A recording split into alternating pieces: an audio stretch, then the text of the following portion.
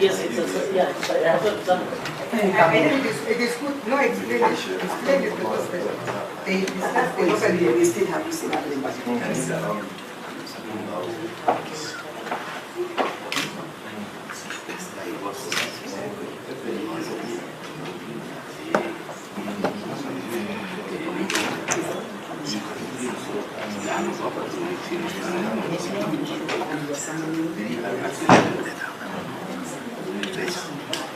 Yes, for sure. Explain the whole story. But he's respected everything.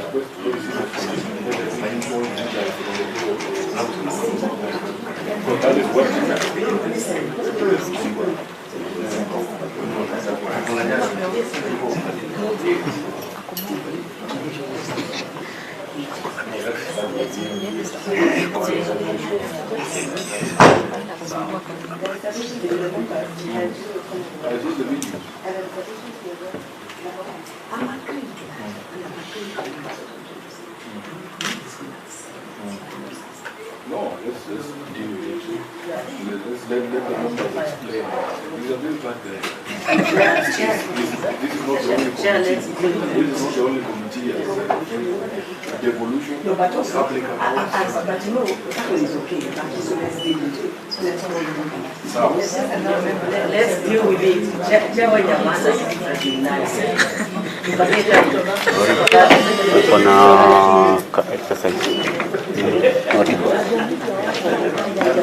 Tumia hii approach.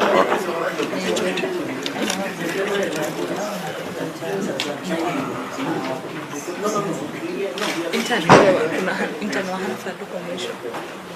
Nani ataenda kwa meeting nyingine?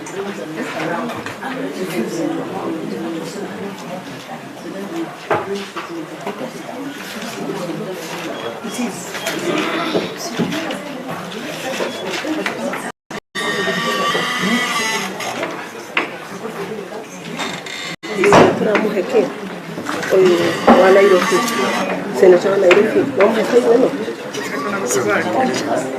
ndio ashimwambia lazima ajue Kikuyu na wamefanya Correspondence. It is only one. We need it.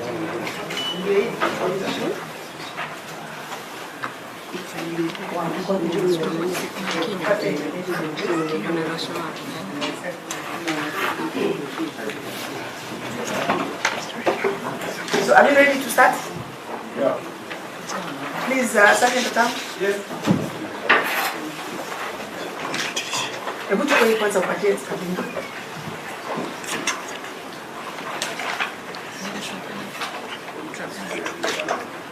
The two.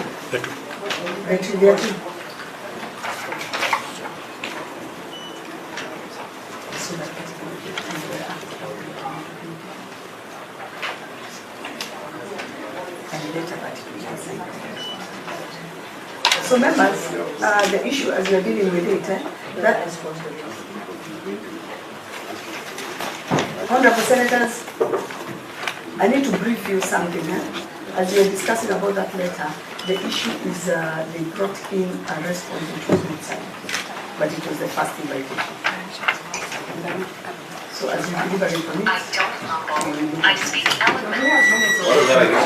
but we have minutes of that day. I'm saying the issue is, the minutes are there, the issue is that was a first invitation, but they submitted the documents which were not signed by him. Yes. So we didn't write in the second invitation is to go with someone. So as we deliver it on it, we'll ask him to apologize and explain that is the issue. So can you ask the governor to come in?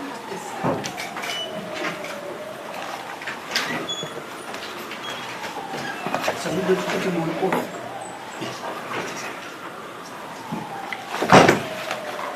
Did you know?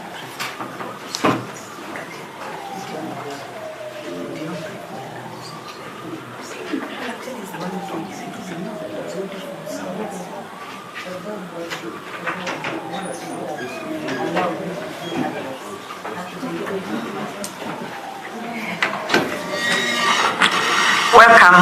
Your Excellency Governor Senator.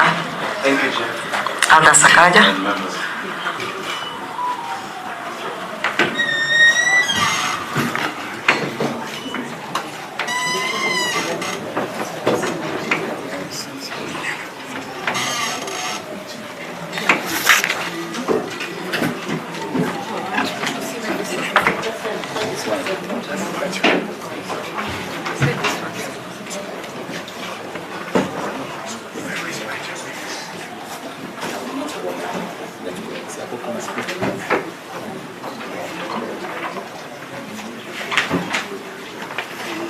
If we can settle quickly, please. You know, we are starting this meeting 1 hour late.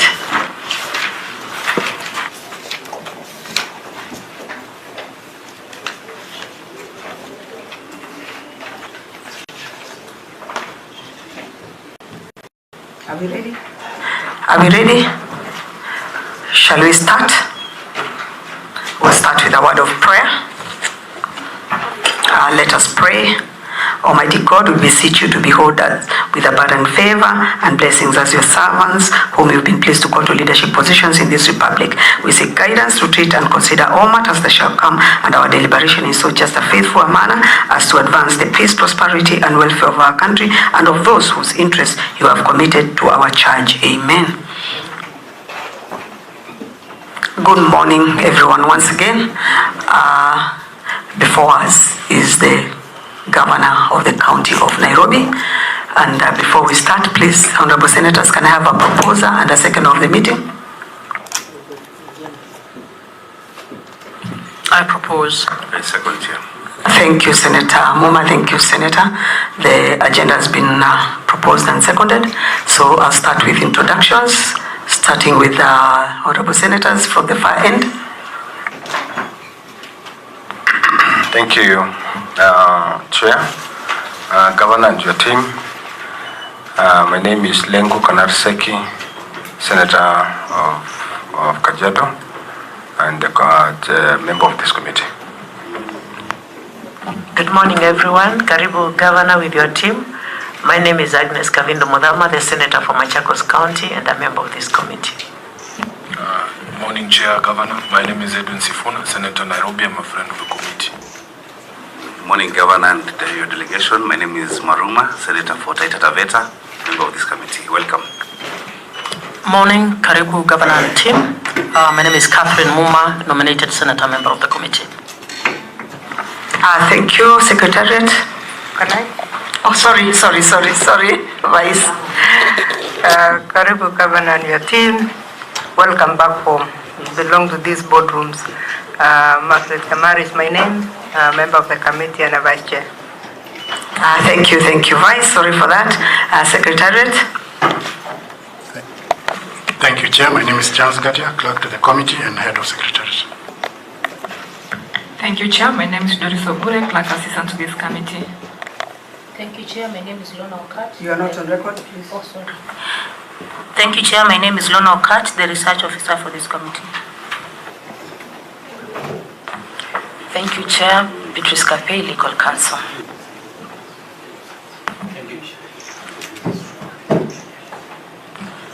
Thank you, Chair. Jonathan Lemurt, Parliamentary Budget Office. Thank you, Chair. Eugene Otieno, Hansard. Good morning. Thank you, Chair. Good morning, Your Excellency. My name is Jerry Manga, Media Relations Officer. Thank you, Chair. Ms. Mwaniki, Sanita Towns. Thank you, Chair. Ivy Washira, Public Communication. Thank you, Chair. Simi Johnson, Hansard Audio Officer. Can you give the interns also, please?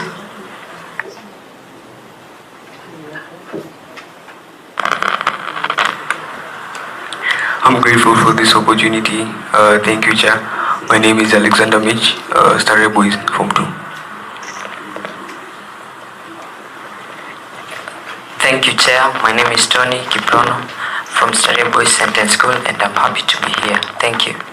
Thank you, and my name is Senator Betty Montet, Senator of the Republic of Kenya from Kajiado County and the chair of this committee. Your Excellency the Governor, you can introduce your team. Thank you, Chair. Good morning, and good morning, Senators. I'll ask my team to each introduce themselves, starting with the CC. Thank you, Chair and honorable members. My name is Brian Mulama. I'm the County Executive Committee member in charge of talent, skill development and care. Thank you. Good morning, Chair. My name is Jacob Ananda, Assistant Director, Nairobi City County Libraries. Thank you, Chair. My name is Mukani Rogers, the Accountant, Sector of Talent, Skills Development and Care. Thank you, Chair. My name is Ruto, Director Education. Thank you, Chair. My name is Raphael Kinyungo, Deputy Director Education.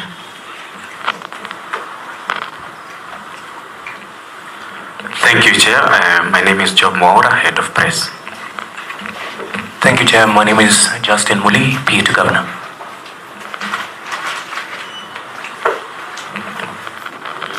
Good morning, Chair. My name is Johnson Kachacha, Communication.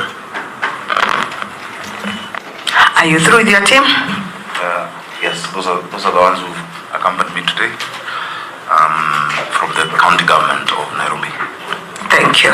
So, Your Excellency, as you are aware, you are here before this committee today on summons sent to you and to verify that you are here as a procedural matter. I want to verify that the witness, one, Governor Gov.Sakaja, is before this committee. Two, to verify if the documents have been tabled, and if not so, we'll ask you to table because there was a document which had been sent here before, so be ready to table your documents. And three, I would ask you to tell this committee why you did not appear before them when asked to. Thank you, Chair. First of all, apologies that we started late. Today there's so many conflicting meetings, and I called you. One was on the Rivers program. I'm supposed to also be at the Energy Committee and the Health Committee of the same house on the same day. So I apologize for that late start. And also for the last meeting. Chair, I take the Senate extremely seriously. On the said day, there was an emergency that I couldn't make it. That is the first time and only time I've missed an invitation to this committee. And so please accept my heartfelt apologies for that. The questions we're discussing are very important questions. I'm extremely passionate about education for our children. And I would never miss an opportunity to come and discuss those issues on how we can improve the experience that our children have in Nairobi, in our schools. So kindly accept those apologies from myself and my team. The responses have been sent, and I can also table further what I have with me, an assigned response to the committee, Chair. Honorable Senators? Yes, Senator Vice Chair? Oh, I thought you would comment on his. Okay, you can go ahead and table your document. Yeah, these are the responses.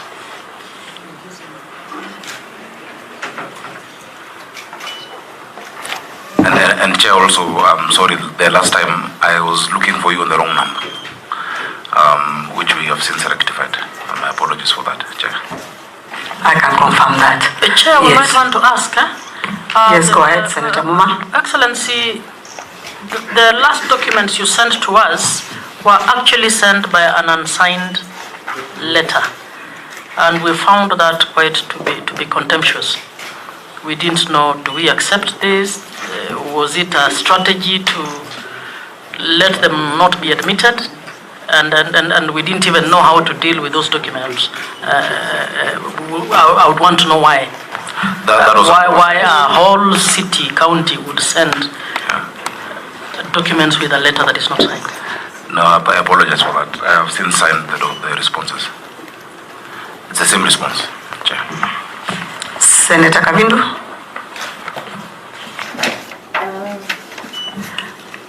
Chair, I think we proceed so that I will ask my questions before, but given that you have given me the opportunities that His Excellency the Governor has been a senator, we were together with him and Maruma in the previous Senate, and he knows to reach a meeting in the morning when people have traveled and are already here, Governor is not in order, but you have apologized, so we accept your apology. Thank you, members. Excellency, I'll ask you to please sign this document so that you can own them, and after that, please, since they are summons, you are going to be put on oath. Sorry, yes, Senator Sifuna. Yeah, Chair, first of all, Governor, I am an increasingly very frustrated senator for the county of Nairobi.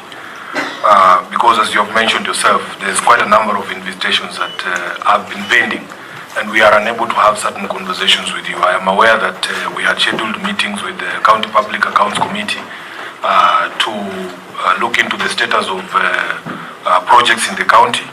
We had a meeting with the Devolution Committee, which you were invited as well, which you did not show up. County Public Investments Committee to look into the status of our hospitals, which you did not show up. Of course, there was the Education Committee on the question of ECDs. So there is such a big backlog of conversations that need to happen on this floor. And I feel that you have to find a way to show up more on the date of submission of documents and the number of copies to be submitted. Now, I'm looking at this, maybe Governor can confirm, are these the only copies that we all have to share, or there are copies enough for the committee?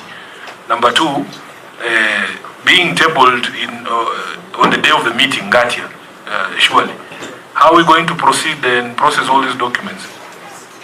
Honorable Senator, I want to confirm that they tabled these documents on 17th to the clerk of the National Assembly of the Senate on 17th, and I think this is our internal doing. And since this is an inquiry, and most of those questions are straightforward, we'll just deal as I don't know whether you've been given our file, Ngatia, which has all the questions. So the governor will guide us through the answers, and you'll be guided also by the questions that we asked. So have you given Honorable Sifuna our file, our internal file?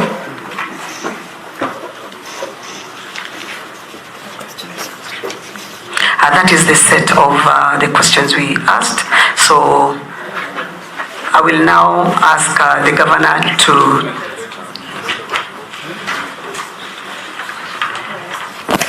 Chair, maybe to comment on that just a little bit concerning the clerk of the committee. You should supply this information to the sitting senator. Immediately they are delivered, you know, the message, the responses are given to the committee. The sitting senator should receive them immediately so that they can go through them before they appear here. Thank you. Very correct. Actually, I'm the one who noted, and I asked because I've been following whether the responses have come, and I'm the one actually who noted that the responses came on 17th as per.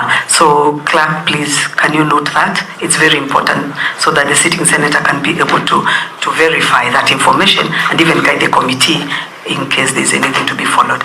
So, Your Excellency, please, let's go to, you have to be taken on oath. Clerk.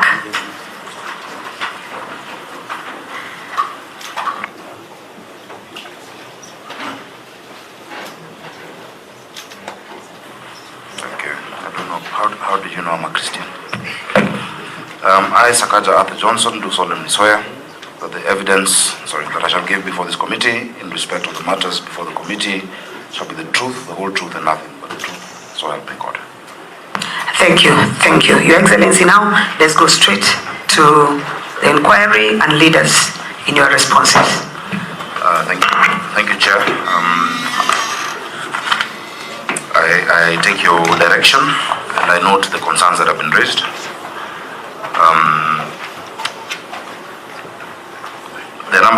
The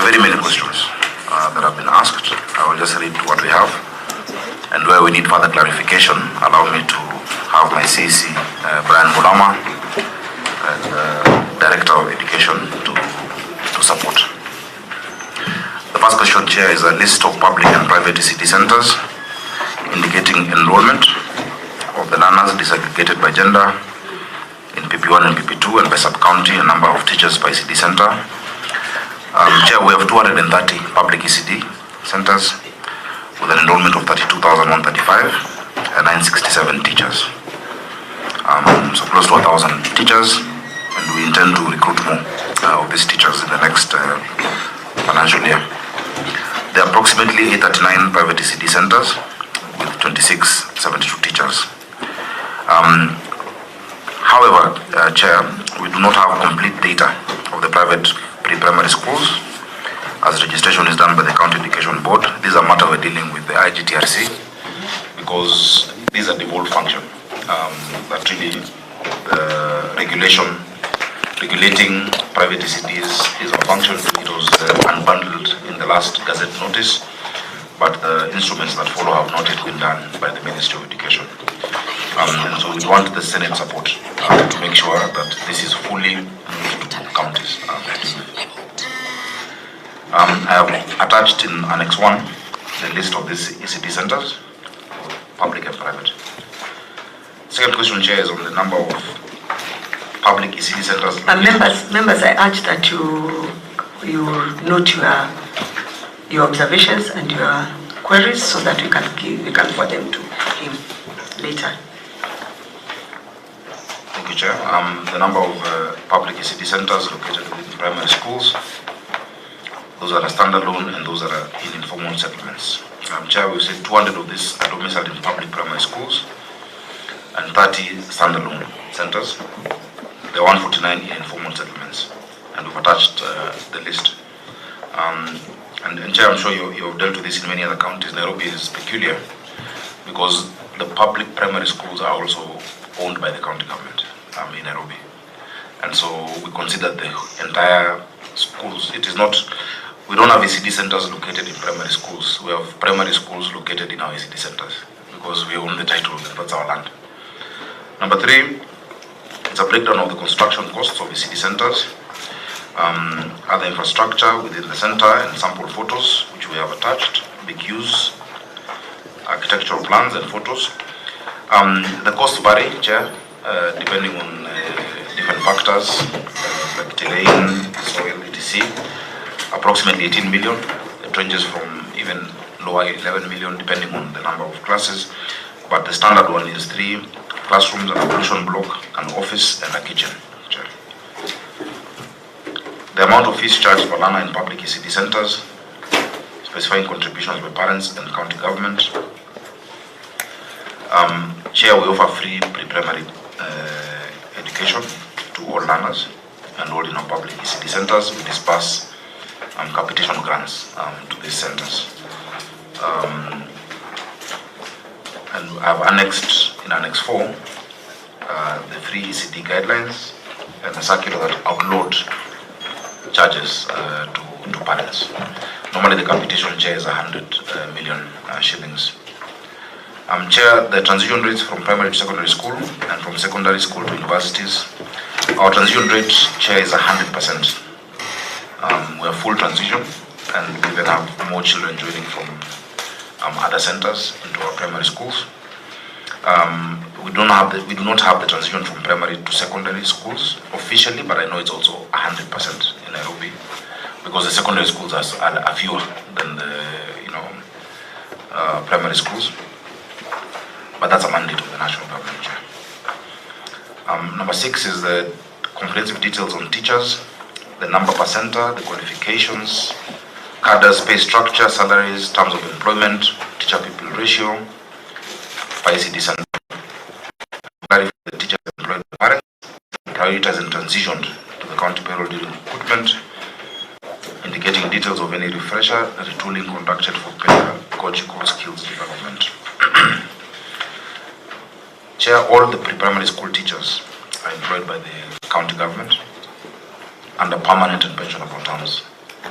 Certificate holders employed at job group G while diploma teachers are at job group H as per the ECD teacher scheme of service. Currently, Chair, the teacher pupil ratio is 1:33. Our goal ideally is for it to be 1:25.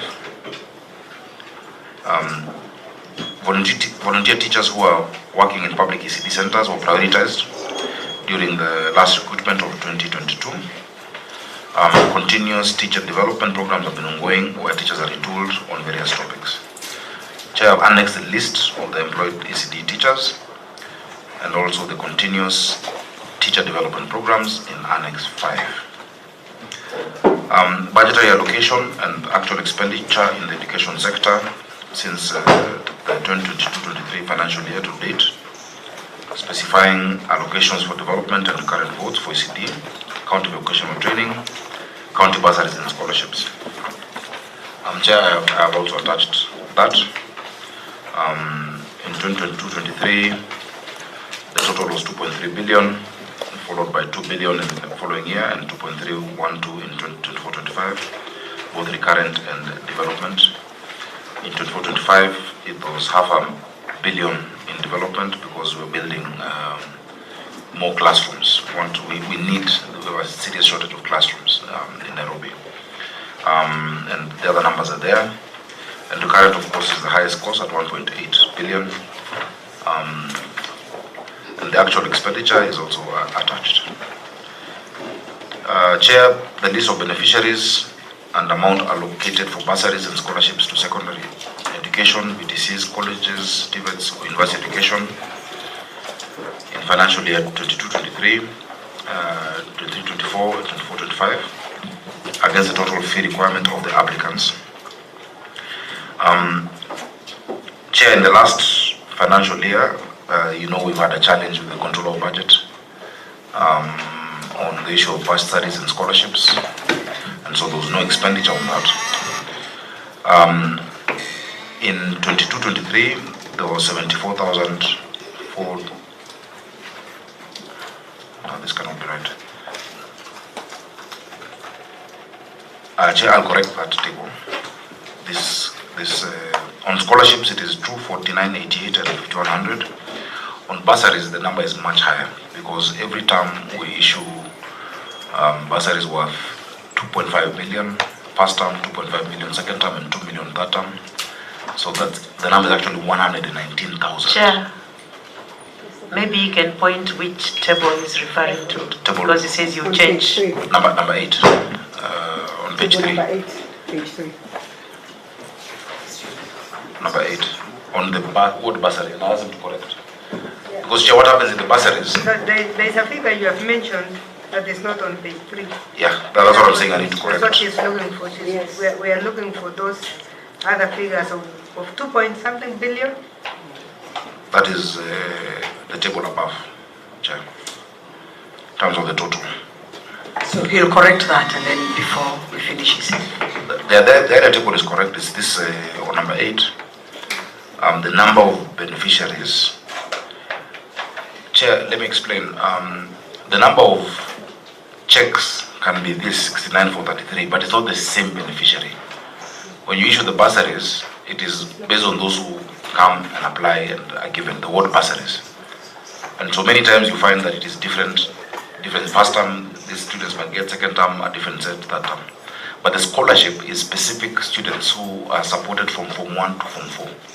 And that's a specific number. And so currently there are 5,100 of them on our scholarship. We've had that challenge. Yesterday we had a meeting with the Control of Budget as the Council of Governors. There are certain requirements the Control of Budget asked for counties, including an intergovernmental agreement. And the Control of Budget actually said only 4 counties have been able to comply. That is Nairobi, makwiny, Murang'a, and one other county. We have gazetted the intergovernmental agreement. We have notified the county assembly and we have sent a notification to the National Assembly on bursaries and scholarships. That was the criteria that the COB said every county must follow, because she sees it as a transfer of function, really, which, and as much as we may not agree, we have to comply with that. So those are the numbers. And Chair, just for illustration purposes, for the sake of the Senate, in the past 2 years that we've been able to provide bursaries and scholarships, the entire expenditure has been 1.88 billion. Contrasted with the last 10 years of Nairobi County government, which was 3 billion. In 10 years, the expenditure was 3 billion. In our first 2 years, it was 1.88 billion until the COP stopped that matter, but we budgeted to proceed to go on. Number 9 is details when the last quality assessment of ECD centers, both private and public, were conducted. Quality assessment of ECD centers, Chair, is a continuous exercise. In the year 2025, the assessment has so far been done to 220 of these schools, the public schools, and 77 private pre-primary schools. We've attached samples of the quality assurance reports of both public and private. Chair, the next question is on details on the school feeding program, specifying nutrition components, feeding frequency, beneficiary centers, costs, sponsorship sources, and to analyze trends, enrollment trends since the start of the program. Chair, in a brief summary, this program that we run covers all our public schools, both pre-primary and primary schools. We have 316,000 beneficiaries of this program that get a meal each and every single day, Chair. The nutritional components of the school meal is carbohydrates, which is rice, protein sources of legumes, beans and green grams, vitamin A-rich vegetables, other vegetable cabbages, fortified oil, iodized salt. Once in a while there is meat in the diet, and of course other condiments and fruits. Chair. The feeding frequency is every day. For the pre-primary, we start with the fortified porridge, the mid-morning snack, and then the hot lunch, which we must make sure is hot, Chair. That is a dish in a county meal. The beneficiary ECD centers is 31 public ECD centers. Cost per meal every school day. The cost to the parent is 5 shillings, Chair. The breakdown is that there's a county subsidy of 25, a sponsorship source of 25, and the parent does 5, Chair. The enrollment trend since the start of the program, Chair, in ECD, enrollment increased by 29%. We had 27,100 learners, and in 2023 moved to 35,000. In primary schools, the enrollment increased by 40%, from 213,000 thereabout to 316. It actually went up by 40% in our primary schools, Chair. And I can give more details, Chair, if required, around that program, because it has a developmental component as well as a recurrent component. We had to physically build the central kitchens. We've built 17 central kitchens across the county, each of them doing a minimum of 15,000 meals a day. And we entered into a contract with a partner who executes the program, Chair, that is Food for Education. And they also get support because they do a national program as well in other counties. But in other counties, it is mainly for porridge provision. The support provided to ECD and vocational training by non-state actors in the county, Chair, the NGOs like UNICEF, among others, that provide capacity strengthening support to ECD teachers and vocational training. We've annexed in Annex number 9 the UNICEF report of 2025. Submit copies of ECD schemes of service, Chair. We've submitted the curriculum designs, which has been asked for, national pre-primary policy, national pre-primary policy and standard guidelines of 2018, and the EC Act of 2021, that is in Annex 10. The number and locations of child daycare centers in the county categorized by public and private ownership. Chair, this we will be able to provide provide the mapping is ongoing. There are very, very many of these child care centers. We'll provide the requested data once we complete the mapping exercise.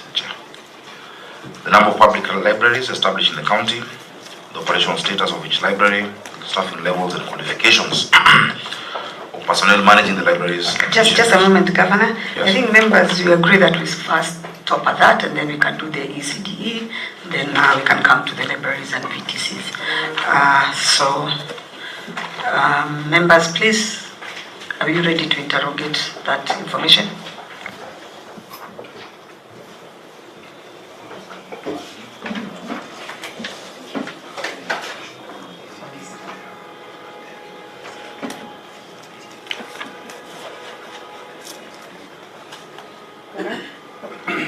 Before Vice you go, there's a request by the Nairobi Senator. He's going for another meeting. If he can give us the information he has on ECD, then we can interrogate the document. And I've allowed him to do that. Thank you, Chair, for your kind indulgence. Ordinarily, the members of the committee would have a first bite at it, but Governor, there are some concerns when it comes to ECDs that I wanted you to address. Some of the information that you've given us here is a bit general, and we wanted to address the serious concerns. First of all, I had an engagement with residents of Roysambu Ward. You are aware of that engagement. Roysambu Ward, Honorable Chair, is one of the largest wards in terms of population, but that entire ward has no public ECD. So when I was there, there was a piece of land that I was shown, somewhere on Lumumba Drive, just off Lumumba Drive, that had allegedly been grabbed by some church that had been set aside for a public ECD.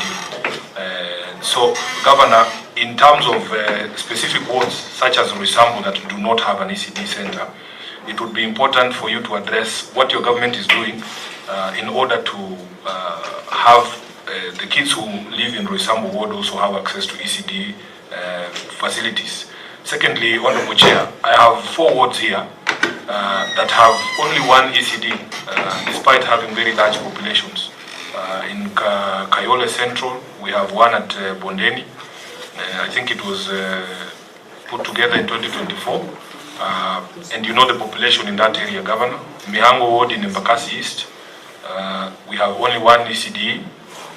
And then Ruai in Kasarani, which is, I think, the largest ward, has only one center, Honorable Chair, making it very difficult for many kids to access.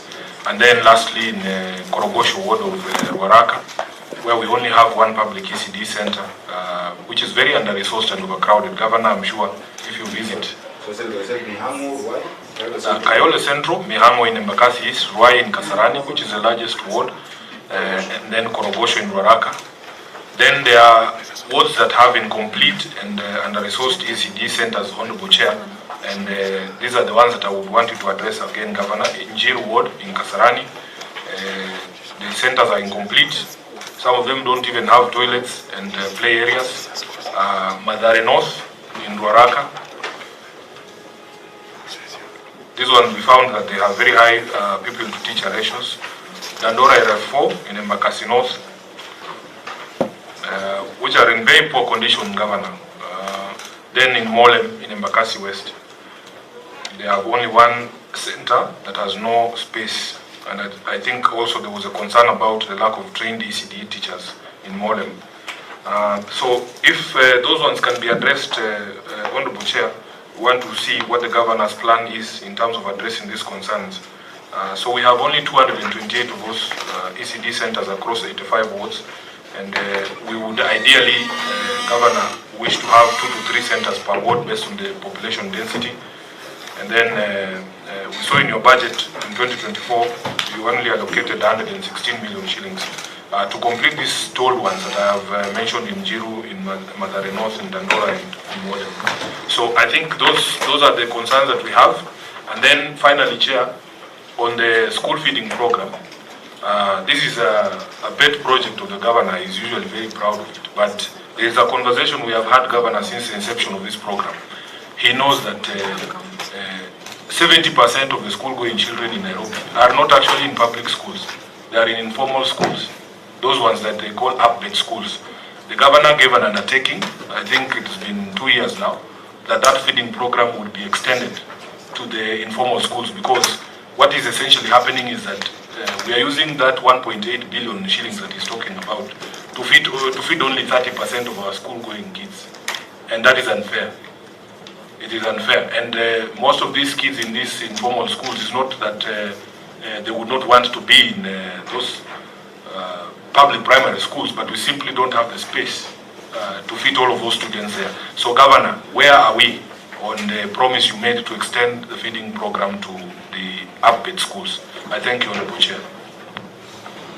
Thank you, Senator. And since you are leaving, I'll request the Governor to answer that, and then we can move on. Thank you, Chair, for those questions from my Senator. Chair, some of the information is not correct. I'll start with the issue of the wards without ECDs. Roysambu ward has Roysambu Primary, which has an ECD. There is also, I've just seen over here, Marurui preschool is also in Roysambu ward.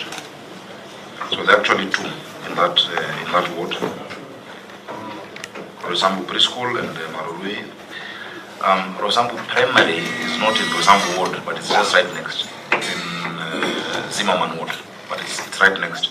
Some of our wards are so close to each other that not every ward has, but ideally you want every ward to have, an ECD, but they're really close. The wards that need the most attention are the vast wards, like Ruai. Ruai is the biggest ward possibly actually it's the biggest ward in the county, And in Ruai ward, we have, there are actually 6. There's Ruai Primary, there's Gitwambu, there's Highway Manyata, there's Mundu, Athi, and Kamudu. Those ones have ECD centers. I think what maybe the concern was being raised is standalone ECDs that may not exist. That is what we are talking about. Yeah. But these are within our primary schools. Yeah. In Miangu, we have Miangu Primary, we have Skyway, we have GSU, we have Utawala. That is next to that ward. What is this? UCAP as well. Kayole Central, we have 3. There is Imara Primary, Buneni in Mongaza. We also have one that, you see, some of these might not find themselves in the education budget. They're in the ward-based program budget. So I know in Kayole Central, for instance, we built a brand new full ECD through the ward-based program budget in that ward. And I think the response really should be amended to incorporate those ones that are built, not through the education budget per se, but also through the ward-based program. Many MCAs, or rather the ward committees, prioritize either adding classrooms or building standalone ECDs. But that piece of land that we're talking about in Roysambu is something that we're actually following up, even with the National Land Commission to retrieve, to get back. Chair, we did an exercise beginning 2022 of getting title deeds for our schools. It's been an ongoing discussion. Many of the schools, we had the original titles, actually around 100 of them, because all of these were county properties. The challenge that came with NLC was them saying which function is delivered in that school. Is it a national function or a county function? And they made an attempt to say that they will produce the titles and give them to the national government, which we opposed as Nairobi, because we have not transferred that asset to the national government. So even as the language we should have is not that we have ECD centers in primary schools. It is that we have primary schools in our ECD centers. Because the government entity that owns and builds that infrastructure is the county government, So that is where we have, we're still going back and forth, and there's a transition at NLC right now. But we secured most of those schools in terms of titles. I can give the list of those that we gave copies of the titles for them to know. We can be able to furnish this so on the land in Lumumba Drive? What is the status now? That is also within MC. It's part of what we've asked for reservation. Is the matter in court? No, there's no court matter on that. There's no court matter. And Chair, we've actually been able to get more land than just that. 1,000 and something parcels of land that came to be owned by the county through surrender, through subdivisions. You know, you do a subdivision, you do provision for public utilities. And so many of those now are at NLC for what we call reservation to the county government, so that we can have space to build more schools. It is true, there is a severe shortage of schools in Nairobi. And that's a historical problem, you know, and a political problem. You know, since 1992, when multipartyism started, very few schools were built in the city. When the national government at that point lost grip of the county. And so you find, and I'm sure in many of your counties, Senator Kamar, when we started the school feeding program in Roysambu, the president was shocked that we had 210 public schools, and he gave the example when he was an MP of Eldoret North, he had 150 schools in one constituency, yet we have 17 constituencies, which is why we moved to build 5,000 classrooms. The national government through CDF doing 3,500 and the county government targeting to do 1,500 classrooms, because we must bring those children from the informal schools to public schools. These informal schools, or rather APBET schools, and I've had a lot of interaction with the chair of APBET and the teachers, or Kono ETC. They're not the ideal school for a child to be in. You know, those schools, we had a case of one collapsing and children dying. The infrastructure is not concrete. The school is a church on Sunday, on Monday it's a women's meeting, Tuesday it's karate. You know, it is, they're really not ideal, Chair, for our children. And so we really need affirmative action for Nairobi County. And Chair, we would appeal to the Senate also to consider a conditional grant to bring Nairobi to the level of other counties in terms of number of schools. You cannot have 210 schools with a population of 7 million.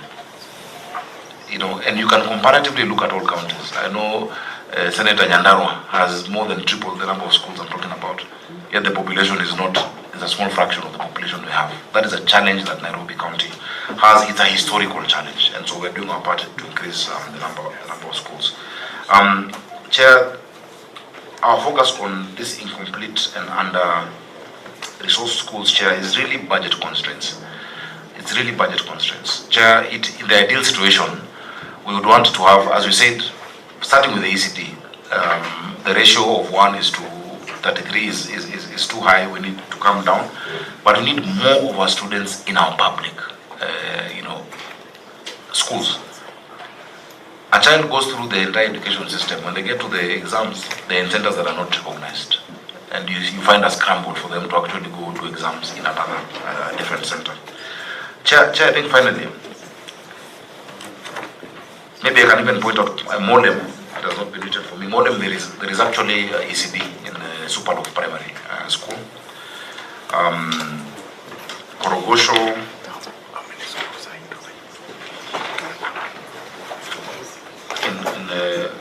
Maybe, Governor, as you are pointing out these ECDs, is differentiate those schools with classes and those with ECD centers.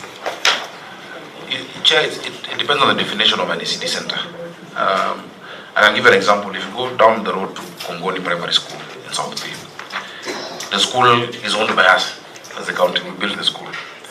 The bulk of the classes are primary classes. Then you have 5 of them set aside to be ECD. Our center manager has an office. There is a playground.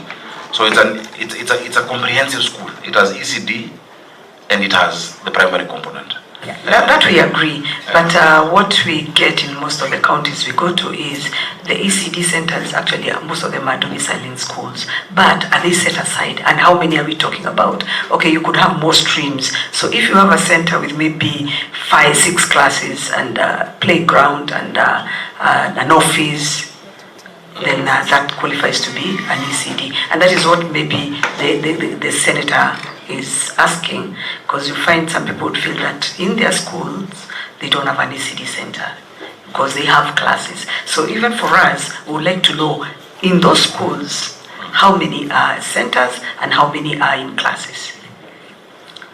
And ask my and also, Chair, so that we can answer together, each ECD should be apart from the other only 600 meters. Is that the same with Nairobi? No, it's not possible in Nairobi. Because that is the guideline that is there. It is not possible. I think that works in counties with a lot of land. You know, in Nairobi, you can't get 600 meters from the primary school. So we've integrated them. You know, just because we have 696 square kilometers, and land is extremely expensive. And so that guideline, we're not able to comply with that. And so our schools, the standalone, is it 35? 30. The standalones which are just purely ECD only are 35. But the ones integrated are the 210, which are within still our infrastructure, which is why we've been able to do more development. We've built the kitchens in those schools, we do halls in those schools. We've had to remove many churches in these schools because we found people had long-term leases to build, you know, churches in schools. And I'm a Christian, but I tell them that is not how we should do it, because that infrastructure really is for our children. You know, I can give you an example of Parklands Primary, where the space where we're to build more classrooms had been taken over by a church, and they were, you know, and it wasn't that they come on Sunday only. They actually build physical infrastructure in the school during the week. And I called that pastor, I told him, look, we are all Christians, but this is not right. Governor, I hate to interrupt, but because I have to leave, just I requested to address this on the stalled, or the ones that are stalled, or the ones that lack essential amenities, the toilets, the ones in Jiru, Mathare North, Dandora, Area 4 and Molem. Just those four so that I can leave. Molem, there is super. Because there's one center. Yeah, in super. I agree. So the question was if we have qualified or trained ECD teachers. Oh yes, oh yes. In all our schools, we are close to 1,000. They are qualified and they're trained. Chair, we've not done a recruitment for a while. You realize the quagmire we have also with the ratio, but we're going to do it. I think for all store projects, Chair, our intention is to finish. They're not just in schools. You know, whether it is roads, etc. It's a budgetary issue. It is just a revenue issue. But we intend, you know, in this current budget that we have, we reduced new projects so to complete all store projects. And that's a question that was in the devolution committee. Chair, earlier the senator had brought up that issue. A lot of the cancellation, Senator, have been coming from the Senate, you know, and I can table that, including last week. I was supposed to be Public Accounts Committee. I received a letter on Monday telling me not to come. Public Investment Committee, the same. The only one was devolution, and I spoke to also Senator Catherine Muma. That one we will come and answer that question. A very important thing has been raised by the senator, and I'll tell you, Senator, I agree with you fully. If it was up to me, every single child in Nairobi should be on dish in accounting. Every single child. Chair, we're feeding 316,000 children every day. We've built 17 central kitchens. Our partner has one big kitchen that has 60,000 meals. We've published regulations that now will allow even the public, because we'll set up a board, you know, that has people from the private sector, the auditors, ETC, whoever, you know, so that it's owned by the public. It's really, yeah, it's mainly a resource question. So what we've done, Senator, we've mapped out all the informal schools closest to a public primary school. Because what we intend to do is that at lunchtime, if a child is in an upward school, in Mathare for instance, at lunchtime, they can go to Runo Primary, have lunch and go back to their school. Because you cannot deliver to all of those schools, but we're looking at the closest ones. To deliver it, we need to build an extra 68 kitchens to actually fill that capacity. Because as you've said, if you look at a third, compare 20 kitchens vis-a-vis the population, we're looking for support, monetary support to actually build those extra kitchens. It would be ideal. What I don't agree with is saying that we should not feed the ones we can, so that, because we can't feed all of the ones we can. Today, Chair, if you go to most parts of the city during a school day, you will not find the children would find during the day, street children, because they're in school because of food. These children don't even finish their food. They pack it and take it back home to their parents or to their siblings. It's a dire issue. In fact, my challenge now is what to do during the holidays. Because many parents are saying, yes, thank you, you cover them during the school days, but the holidays, we have a problem in some areas, Now, once these regulations are done, of course, we should depend on a reliable stream of resources. But using this watch, Chair, you will be able to adopt a child. People in the private sector can say, I'll feed a child for a month, I'll feed a child for a year. It is not sustainable, but it's the best that we can do for now.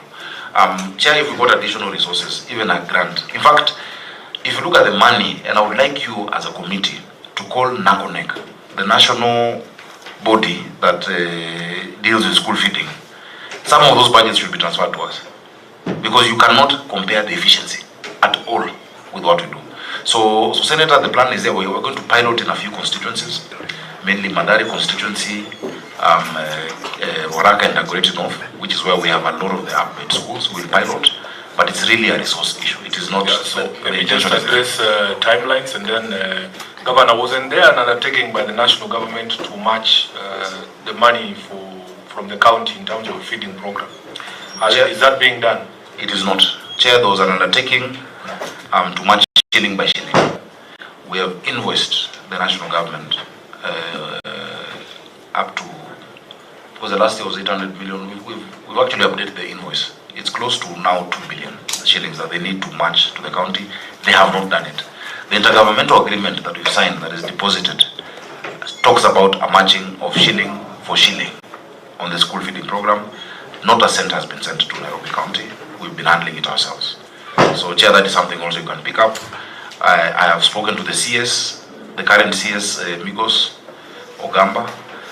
I had raised it to the former CS, what's his name? Machogo.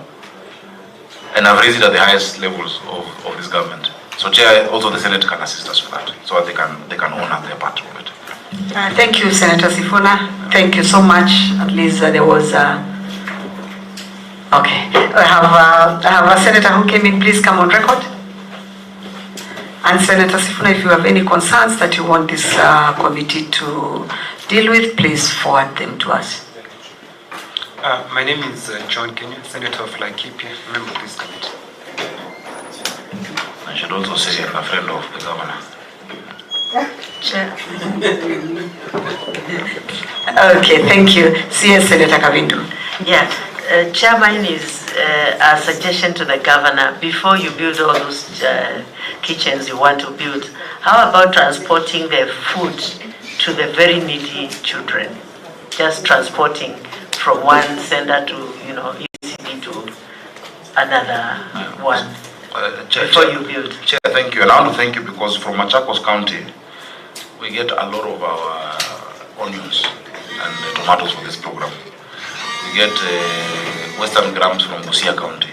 We get, some provisions from Nyandarua, including cabbages. We get food from, it's an entire ecosystem, Chair. People just see the finished product. But the sourcing, the farmers, it's created 2,000 jobs. We have drivers and trucks, that do this work. It's a logistical issue. It is easier for the children to come closer to one center because we have one kitchen per sub-county, but we take the food to the serving stations in each school. Yeah. The informal schools you'll find have one has 70 children, another one has 40, another one has 60. So if you do that, you'll spend a whole day just trying to cover. But we've mapped out because it's a walking distance. Fortunately for us, the distances in the city are not too vast. And so they're close to those schools. But we'll be making an appeal to the Senate in terms of how you can actually support through a conditional grant to the county specifically for that. And the reason I'm saying this is that many counties might not need a feeding program because in many rural counties, food is available somehow, and there's a social fabric. There's community. There's your grandma, the aunties, the relatives. It is very hard. But in Nairobi, I keep saying, if you have no money, you will sleep hungry, and you actually have nowhere to sleep. You can die of hunger, and your neighbor is having a party. Unfortunately, the urban poverty aspect of it, cities need to have such a program. You need it in Nairobi, you need it in Mombasa, you need it in Kisumu, and the cities with even Nyeri town, because the kind of poverty, I'm sure you not believe, Senator Chair, there are more children out of school in Nairobi than in any arid county in this country. There are more children out of school in Nairobi than Turkana, than Garissa, than West Pokot, than Wajir. But we only see the affluent parts of the city. So we look at all those ideas. We're open to any idea that can help us reach more of our children. Thank you, Senator Muma. Madam Chair, I just took, before she goes, there's something that the Governor mentioned about the national government matching a shilling for a shilling. Was it a political statement or is a letter to that effect? The shilling for shilling matching is in the intergovernmental agreement that was executed between ourselves and the Ministry of Education. So it is not a political statement. It is actually a written and documented thing. We have invoiced them thrice, and we will keep invoicing. They say the budgetary issues, but the current budget, where there's a provision for school feeding at the national level, can be used to actually support or rather honor the commitment that was made for the children of Nairobi. Thank you. Senator Muma. Thank you, Chair, for the opportunity. Your Excellency, I have a number of questions. Chair, long before I joined the Committee on Education, I had asked some questions last year to the Governor and the Ministry of Education. Your Excellency, my questions are premised on the fact that the Constitution of Kenya and its benefits are supposed to accrue to every citizen, and in this instance to every child, on an equitable basis. Your county is a city, and it's a city county and a county city, and its largest population, in my view, is within the informal settlements. I have looked at in my question last year, and in the question that you were asked by this committee, you were asked about policies that you have for your education sector. Your response is to give the national government policy. You don't have any. In fact, to my answer last year, you said that there was a policy underway on VTC, but you did not have any on ECD. My view is that you cannot implement a function effectively if you don't have a plan and a strategy around that function.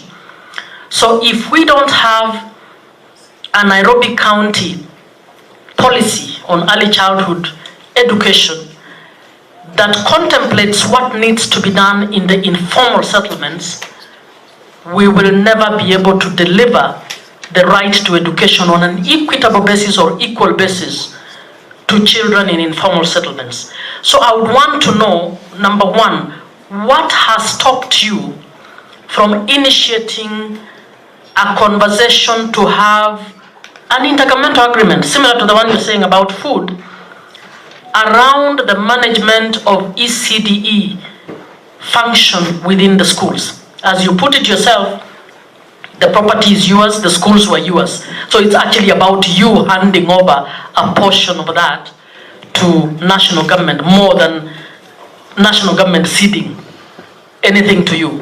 What has stopped you from having a collaborative agreement that enables you to take charge of the ECD function within the public schools? I want to give all the questions so that we move. Secondly, have you had any public participation concerns to listen to parents and learners in informal settlements to understand what they're going through in order to plan on how to provide for them? I know informal settlements are difficult to plan for, but under the NMS, we took hospitals to informal settlements because we were recognizing that the right to health accrues to them on an equal basis as others. So we must find a way of providing public services. What is it that Nairobi County will do 13 years after devolution to ensure that the children of those in informal settlements access education equally. I have looked at the numbers you gave me earlier, and you have, in my question, you had given me 227 ECD, public ECD centers. I think in the committee answer you have given 230, and I did ask that you give me a breakdown of how many of these public ECD facilities are located in informal settlements, and the breakdown you gave me brought me to 31 out of this lot. 31 are informal settlements, and yet the bulk of the population that requires this is in informal settlements. Chair, in my question I actually asked for the population, and you gave me the figure of 762 persons aged below 6 who require ECD services. So my question is, if you don't have a policy, how is your department planning for these learners? Or are these learners just left to fate and left to the mothers? As you have put it, in your feeding program, some of those children carry the food home because the situation is dire. So if the kids are sharing, the little public food is there, what is happening to those families around accessing actual education? It is something I would want you to look at. Secondly, I would want to know whether you have grants or any part contribution from partners on the school feeding program, and if so, how much have you received in that regard? But linked to my first question, if you had policy or if you have it, I would want to know what are you deliberately planning around support to the informal settlements, so that we move from a paltry 31 facilities to support them, because the rest are actually supporting the middle class and the upper middle class. You have made reference to care centers, and I think care centers makes sense for urban areas like Nairobi, could actually be useful facilities for purposes of supporting single mothers and families that need actually to go out and look for livelihoods.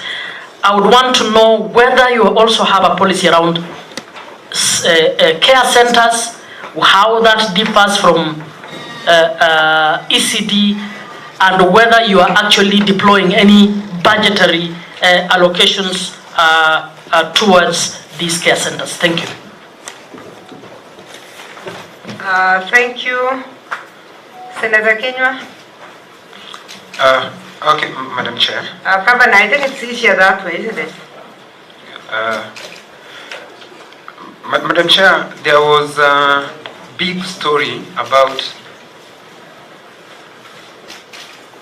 1 million chapati, which you made every student or learner in Nairobi believe that they'll be eating chapati every other day. I don't know whether it was a political statement or it happens, because looking at what you have provided, you give for feeding program, I'm not seeing anything like, or anything close to chapati. Secondly, I'm looking at the budget. Your recurrent budget is drastically reducing. What does that mean? Is it that maybe some of your employees are retiring, or what's exactly the reason? Because it's your budget. If I look at the year 2022, recurrent was 2. The year 2023-2024 was 1.9. The year 2024-2025 was 1.8. So why the reduction? My third question is, Governor, how many ECDs have you built yourself in your term? And are they fully furnished? Because I had you explaining and I could not understand. You said the ECD centers in Nairobi, your explanation keep on differing. But it's standard, it is provided for in the policy. What is an ECD center? Would it change in Nairobi? You talked about enrollment. Because of the feeding program, the enrollment increased by 29%. Is this because of food, or is it an act of God? Because the population is increasing. It goes without saying, when the population increases, of course the enrollment will go up, whether you are feeding the children or not. So would you say with authority the 29% is caused by the feeding program? Again, did you inherit any of your teachers from the default? Well, Nairobi was a city.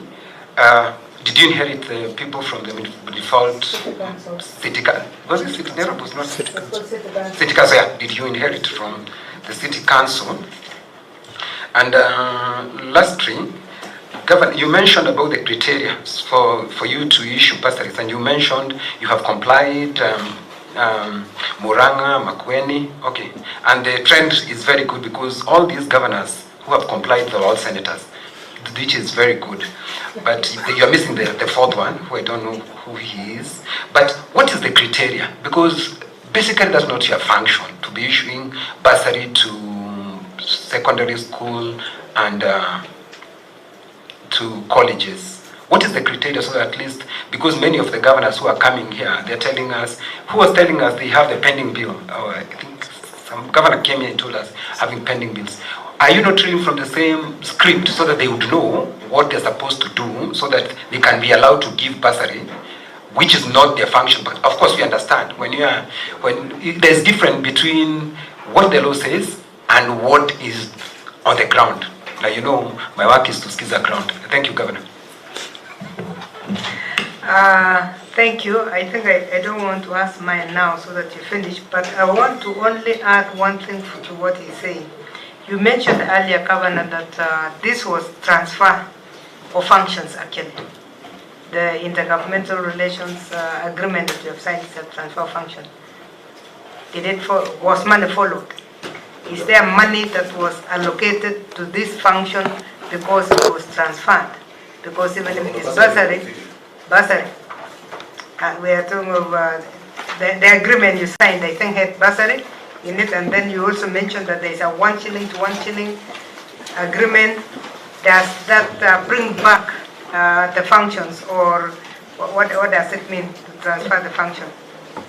You finish those, then I will ask my questions. I'll start with the last one. Chair, the intergovernmental agreement or a requirement of the control of budget. If you ask many of us as governors, we don't see the bursary or scholarship support as a function that is being transferred. It is social protection, you know, and social protection actually is a function of the county. Because the function of education is teaching the child, it is building those classrooms, it is paying teachers. We're not doing that. What we're doing is giving support. But the requirement was given by the control of budget, and we're just pragmatic that, okay, if the control of budget insists that we should do an intergovernmental agreement, all counties did the intergovernmental agreement and signed. Gazetting, 4 of us have gazetted them. Notification to the county assembly. So she's using Article 187.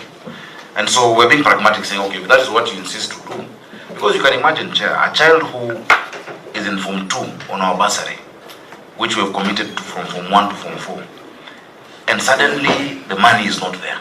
Where does that child go? You know? Yeah, we understand. So we're just being pragmatic. Yeah, we understand you. I want you so that you clarify that one answer. But there's no money for it. Yeah. Yeah, it's the issue of social protection. Yeah. You know, if you go for social protection, you'll do everything under social protection. But you have your own social protection even in health that is not sufficiently done. You have your social protection on these babies who are in formal sectors that is not done properly. Yeah.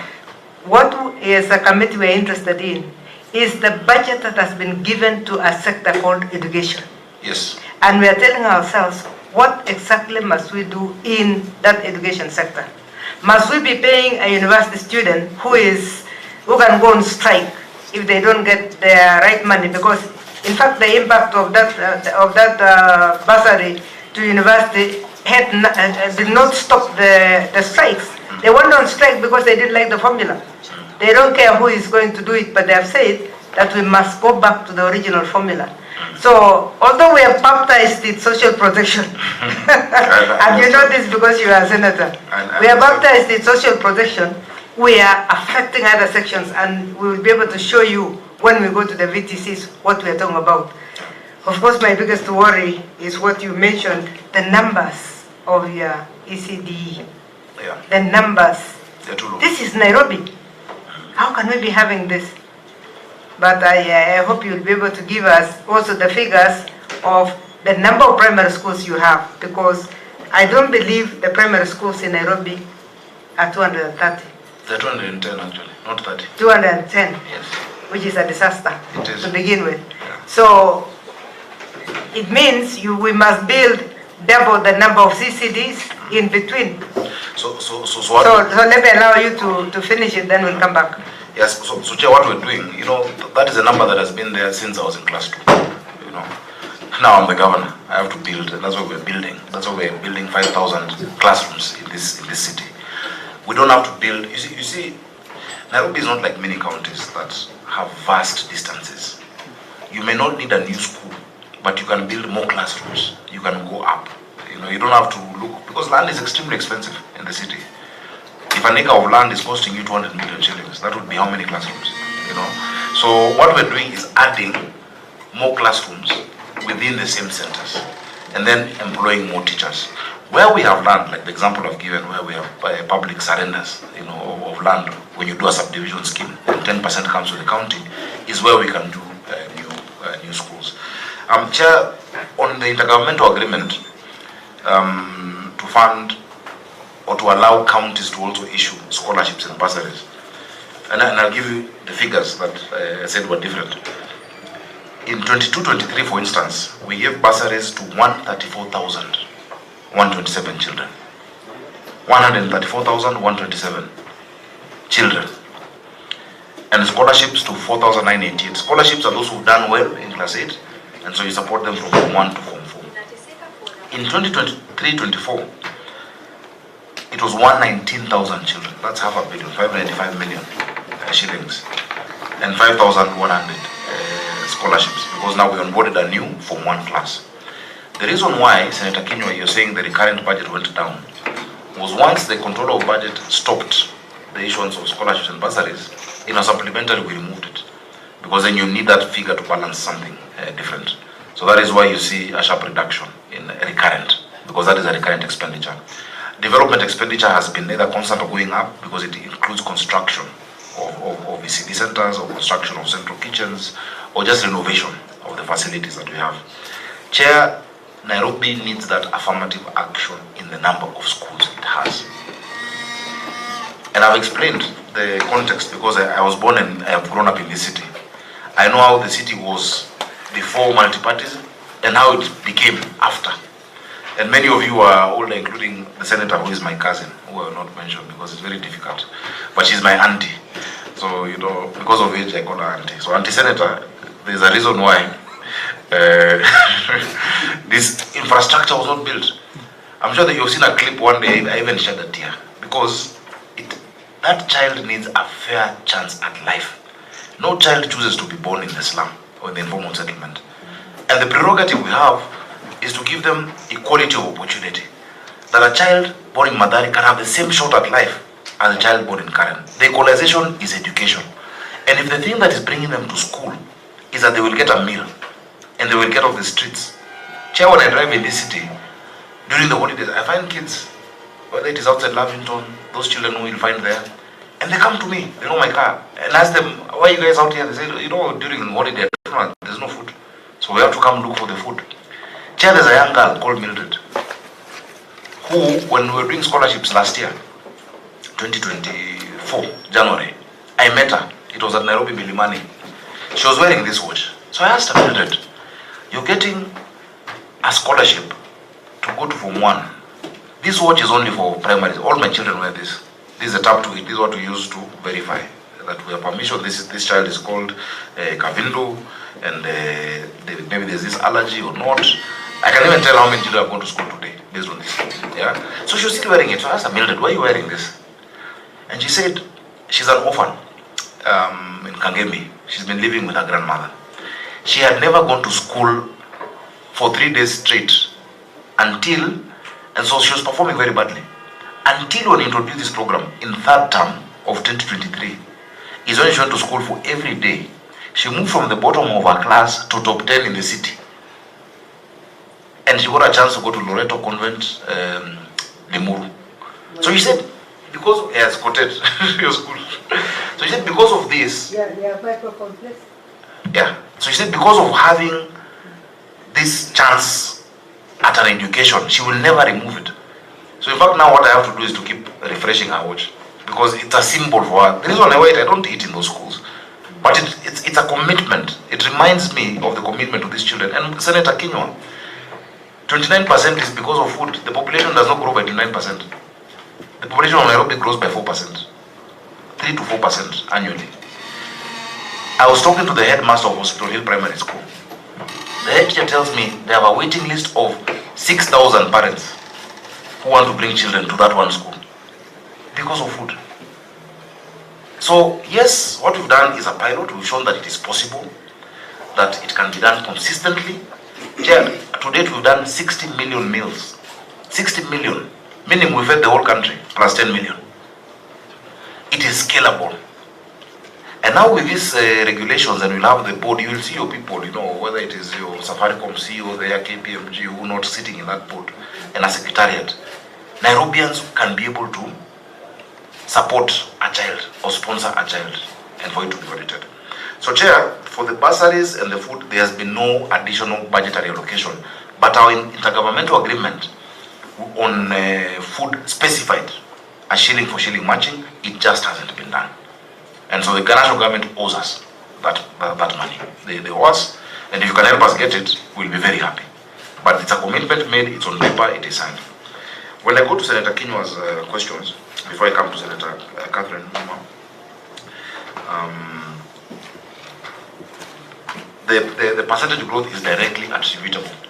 And I'll be very happy to table a report, Chair, of a study being done by the University of London, College of Hygiene and Health Sciences, on the health outcomes of these children. These children are much healthier. We're actually monitoring. Chair, every day we have labs. And I'd like, by the way, if this committee one day can come on a tour for me to showcase what this process is, from beginning to end, and we go to the schools. I would really... We actually to counties after meeting the governor. We go to the counties. So we are coming. Wonderful. That will be great. And so we test. We have our labs. Every single cauldron used, container used, every surface. When the food goes to school, the temperature is checked. If it is below a certain temperature, that food is not served. The container is sealed. The trucks are specialized.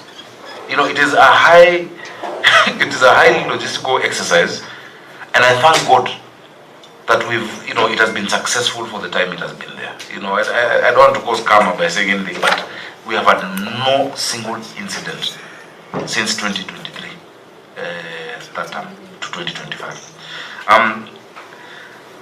The question on the chapatis, it was humorous, but it's a real, the children really wanted it, and they really want it. And so the 1 million came because I was saying, look, if I feed 300,000 and each one takes 3, of course that comes to close to 1 million, but doesn't mean that you'll do that every single day. The machine that we have found does 6,000 to 8,000 a day. One has been paid for by the president. We are procuring the other one. And so some schools now can have it, it's not every day. Some schools can have today in one part of the city, we're in 6 barrels. Another barrel can have the next day or another day, but the children love it. School feeding cannot be how it was when we were kids, where you're given food that is boring, that you don't enjoy. It has to be nutritious, but also tasty and also exciting for the children. And our food is actually very, very tasty. It is nice.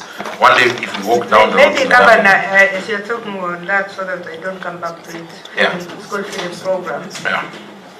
What is the relationship between build the kitchens and having a service provider? So the service provider, Chair, runs the service. The infrastructure is ours. So we built 17 of these central kitchens. Each of them does between 15 to 20,000 meals. But the employees there, running the buses, sourcing the food, you know, whether it is carrots, tomatoes, whatnot, is done by someone we have contracted called Food for Education.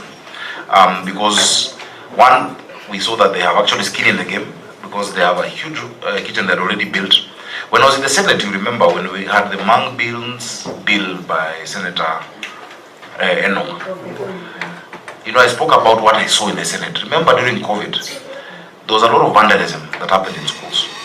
And so with friends of mine, I went to donate some desks in a few schools, in Olympic, in Great North, Katina Primary, and in kenyanYoutuber Primary. When I went to kenyanYoutuber Primary in these schools, normally when you go there, they'll say, oh, Senator Kinywa, we're happy to see you, we're excited.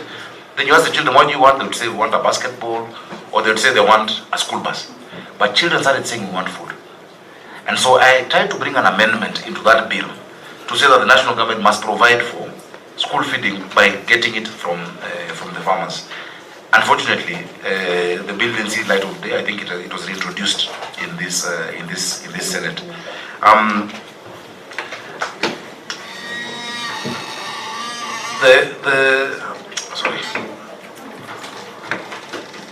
The number of counties that actually are contributing, you know, to the program, I would love to list for you, including, now unfortunately Uasin-Gishu is not benefiting because our product is maize and we're not doing ugali yet. But some parts of the city actually the children want ugali. That is Westlands, Kangemi and Kangware. The children are saying, I don't know why. But they're saying that. But I've just forgotten. There's something specific you've asked. Sorry? No, I think you have answered that one. Yeah. It was a relationship between so the infrastructure is ours. And the infrastructure. Yeah. Because some of these ideas, Governor, some of the ideas you give us, we also transmit to other governors. Yeah. So where we have something positive, we pick from you. Where we have something negative, we tell you what the others have done. So I was explaining when I saw that issue in the Senate, and I went to those schools. I was invited to a school called Mukarara Primary by the MP for Dagoretti South. Mukarara Primary had one kitchen built by this, or rather run by this institution called Food for Education that I saw. And I said, we need to replicate it. So when we actually engaged them and tendered, because they have skin in the game, in industrial area, they have the biggest kitchen in Africa that does 60,000 meals. And they started in Ruiru. If you just open it up, many brokers and entrepreneurs will come and say, oh, I can also do feeding, I can do it. But you need somebody with the expertise and with the passion to do it. So that is the nexus. And they've also built 7 of their own kitchens themselves. They are funded. They've gotten funding from the Children Investment Foundation Fund. I've seen there's a question on external funding. SIF has funded them. The only external support we've gotten was by the French government. In 2024, what was it 2024? When we went to, I'll confirm, I think 2024, when we had the climate summit, that was in 2023 or 2024, one of the French ministers who came, called Crisula, she was the Minister of State, asked me to take her to see this program, and I took her to Kibra. And when I took her to Kibira, she was so excited because she saw a school with 6,000 children and all of them eating. So she committed a grant of 1 million euros. But the 1 million euros was sent directly. We told them, support our partner. So that 1 million euros was sent to Food for Education, not to the county government of Nairobi. But Food for Education is audited on that. And the Auditor General has actually spoken to that. We've answered the questions. What that 1 million euros does is to support 10% of the children who can't afford the 5 shillings. It's hard to believe there are parents who can't afford that 5 shillings even, at 5 shillings per day. Such that there's no child who is taken out of the line for food. We cannot, there's no worse, I don't know how to use, lack of dignity than to be pulled out of a lunch line for a child. And I've told schools to never do that. If a child completely doesn't have it, I'll fund, I will pay. So normally it's 10%. We've seen in schools, it's almost like indigence in help. It's normally around 10% of those who can't afford completely. Chair, Senator Kinywa, I hope I've answered your concerns. On the current, Scholarships and bursaries, I've given the numbers that we've done. And just think about it. If in 10 years, Nairobi has had governors and the mayors, we've had almost 4 governors. We've had Governor Kidero, Sonko, Kananu, NMS. In 10 years, they did 3 billion. In 2 years, they did 2 billion. In 10 years, 3 billion. In 2 years, 1.88 to be precise, billion. It's just this last year that the control of budget stopped us. But I'm glad even after yesterday's meeting, we're going to resume. And it's good for me using this platform to tell the parents of Nairobi that our program is resuming for bursaries and scholarships. Let me come to Senator Muma's questions. Because Madam Chair, just a clarification, because he's so passionate about the issue of Dishina County. On page 4, on top of that page 4, I'm seeing the beneficiary ECD centers is that you want public ECD centers. Do you mean, because that one you're throwing me off balance, I'm seeing you have 230 public ECD centers. What does that mean? Does it mean that you want are the only... The standalone. The question was the standalone. But it's actually 231, the ones which are within our primary schools. No, I'm looking at beneficiary because I'm following up. It's about food. Yeah. Page 4 on top, we are discussing food and the beneficiary is 31. Is it that the 31 are the ones that you're feeding only? We're feeding 200 and how many? 230 schools. Then this must be an error. But remember, I explained it is only 31 ECD centers that are on their own, that are not within a primary school. Oh, they were based on, I thought, I'm looking at it in continuation to food, so I thought, sorry about that. So it's actually 316,000 children, 316,000 children are being fed. Every day. Yeah. 316,000. Maybe so that I dropped my question which I had earlier, and you picked it when you talked of donor support. Yeah. Why would you give a donor to a service provider instead of controlling the funding yourself? Because this thing you call food for education, by the way, is very attractive to any donor. It was the donor. So long as they know it is ring-fenced for that purpose. Yeah. But if you start spreading, it means you'll be looking for donors, and your service providers will be looking for donors, and you will meet. You will meet on the table of the donor. Yeah. And I'm saying this because this is not the only donor you have. You can have Safaricom doing something, you can have all the others who are doing their social responsibility can also do the same. So why are we diverting it? I'm worried because in arid lands, some counties are giving free food 100%. And we have met governors here who give free food 100% to children in ECD. The reason they have partners. The minute the partners think they are giving money to a service provider, they will run away from even the Nairobi good thing. Chair, now that we have the regulations, they can provide for that direct funding to us. That time there were no regulations. We've now published those regulations. And at that point, it was the funders, wish to actually support this NGO. You see, the service provider is not like a vendor; it's actually an NGO, that attracts such funding. Now that we have regulations, all support to Dishina County will be coming to the county government. Chair, that will be neater, and I agree with your suggestion. It will actually be neater and easier for us to account for it, and to say for sure this amount has been used in this fund. Chair, that one I take your advice. What to Muma's question, please? So Senator Anti, number one, it is. Governor, you're out of order. Sorry. Anyway, let me go to the questions. The education policy, generally, if you look at the fourth schedule of the Constitution, general education policy is domiciled with the ministry, with the national government, and counties implemented. For informal, what is that?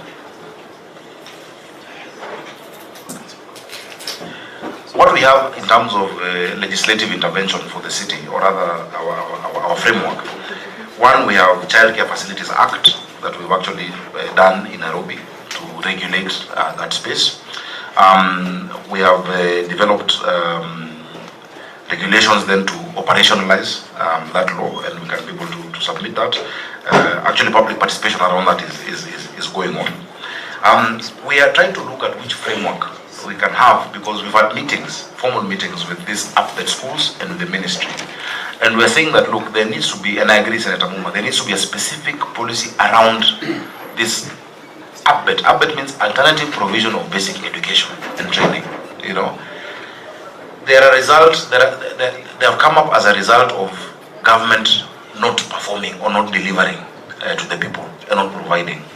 If you go to the ministry says they don't recognize them. They don't recognize them. You cannot do an exam in that update school. And so I agree on the need for a specific policy around the informal update schools, but the correlation of the number of schools in the informal settlements may not necessarily reflect how many of the children in informal settlements are in our schools. Because you find in every informal settlement in Nairobi, neighbors are semi-affluent or affluent area. So for instance, if you go to Mutaiga Primary School, there's no child from Mutaiga. They are from Madare. You know, if you go to in Runda, Gidogoro, you know, the school is in Runda. Cheleta. It's not a child from Runda per se in that school, but it's a child from Gidogoro in that school. So the number doesn't necessarily directly reflect on who is in the schools. It's just where the schools were built. But the schools are very close. Every estate in this city that is affluent or semi-affluent has an informal settlement next to it. And so the children of the workers of the houses in Karen or in Runda or in whatnot are the ones going to those schools. Now, the problem is land tenure in the informal settlements in terms of being able to find a space to build. So where we have space to increase the capacity or to build more schools, you'll find, for instance, Westlands Primary. The children in Westlands Primary may not be the children from the houses in Westlands. They're from Kangemi, they're from Deep Sea, informal settlement next to Westlands Primary. If you go to my former school, Aga Khan Primary, now the children at Aga Khan Primary are from Deep Sea and High Ridge. They're not the Asians that we went to school with in the same school. So that is the disconnect, or rather the dichotomy that we have in the city. We really must build more classrooms. If there's any program that I've seen the president doing that of course I support most of his programs, but one that I feel speaks to the hearts of parents, it is building classrooms in Nairobi. Every MP got around 58 million shillings through CDF to do 33 classrooms in the city. When that 1 billion was introduced and they were doing 1 billion per year, the National Assembly, other countries said, why is it only for Nairobi? The president himself intervened and said, no, this city has that need for the schools. And it's been done year on year, and we're also doing our bit as a county government. So I'm really open to engage, because we've had public participation sessions with the people in the informal settlements. I go there sometimes, you know, and just listen.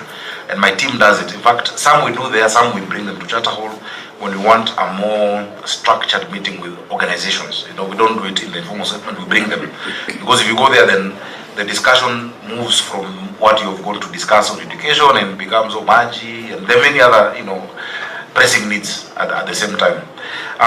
But I would want us to, and I would request this House, because the Senate sits at a place of such great authority and responsibility, that if the Senate, on its own motion, together with educationists, to bring people from different sectors, you know, to come and help us create either policy intervention around what do we do with informal settlements. Because I've said the prerogative we have as senators, yeah, and I still consider myself a senator, because I've been in the Senate longer than I've been a governor, is equalization of opportunities. If you equalize opportunities, this country will be good. If Kenya knows that his child has the same chance in Laikipia to be whatever he wants to be as a child in Kisumu or in Nairobi, we won't even care who is the president. You know, every Kenyan will be okay. On the issue on... Chair, just allow me to do a follow-up on that. Yeah. I happen to be on the Nairobi delegation, much as Kisumu, not Kisumu Rural, Kisumu Nyakach. I would want us to take the governor seriously on that point.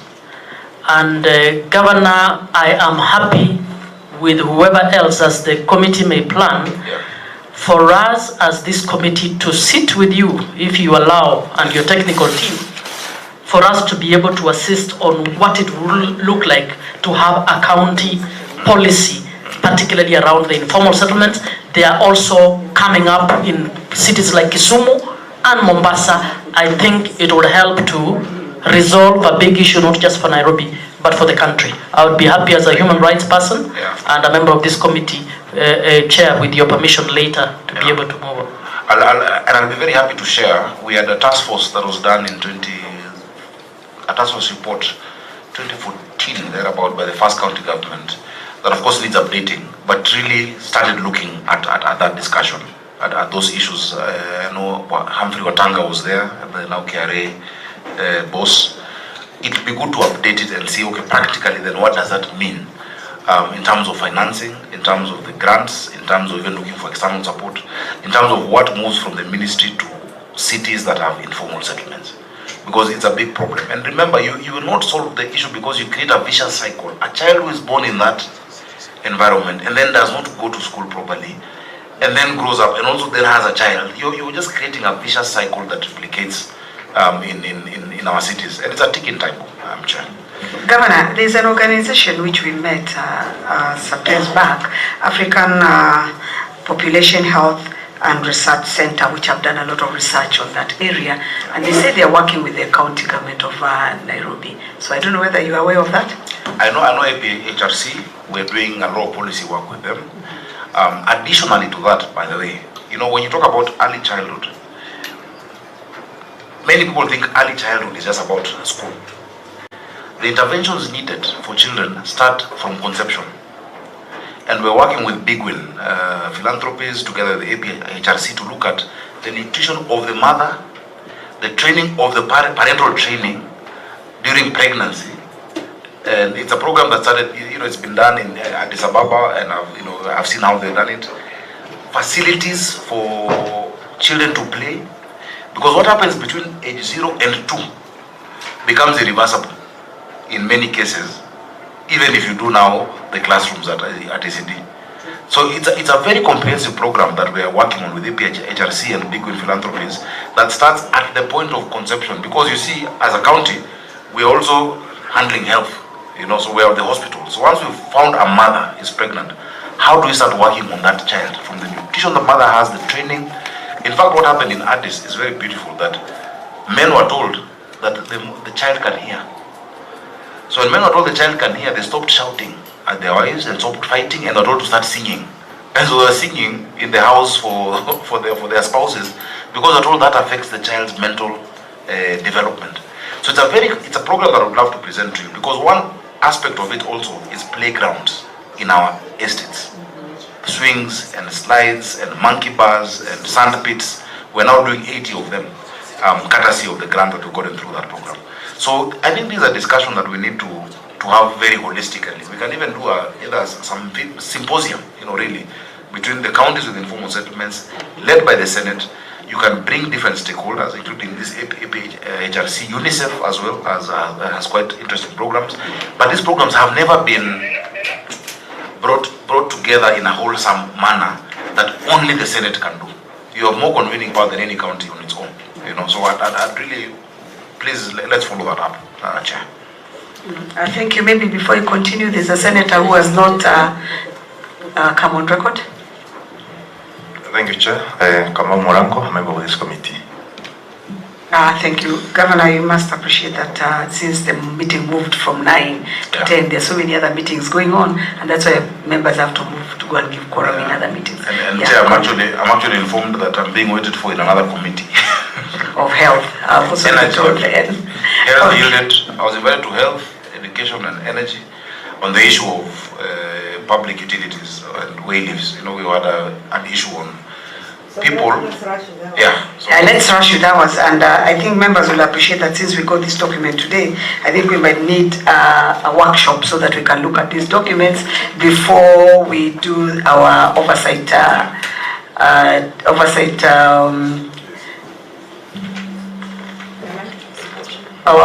in Nairobi County. Thank you. Yes. Oh, he has not finished.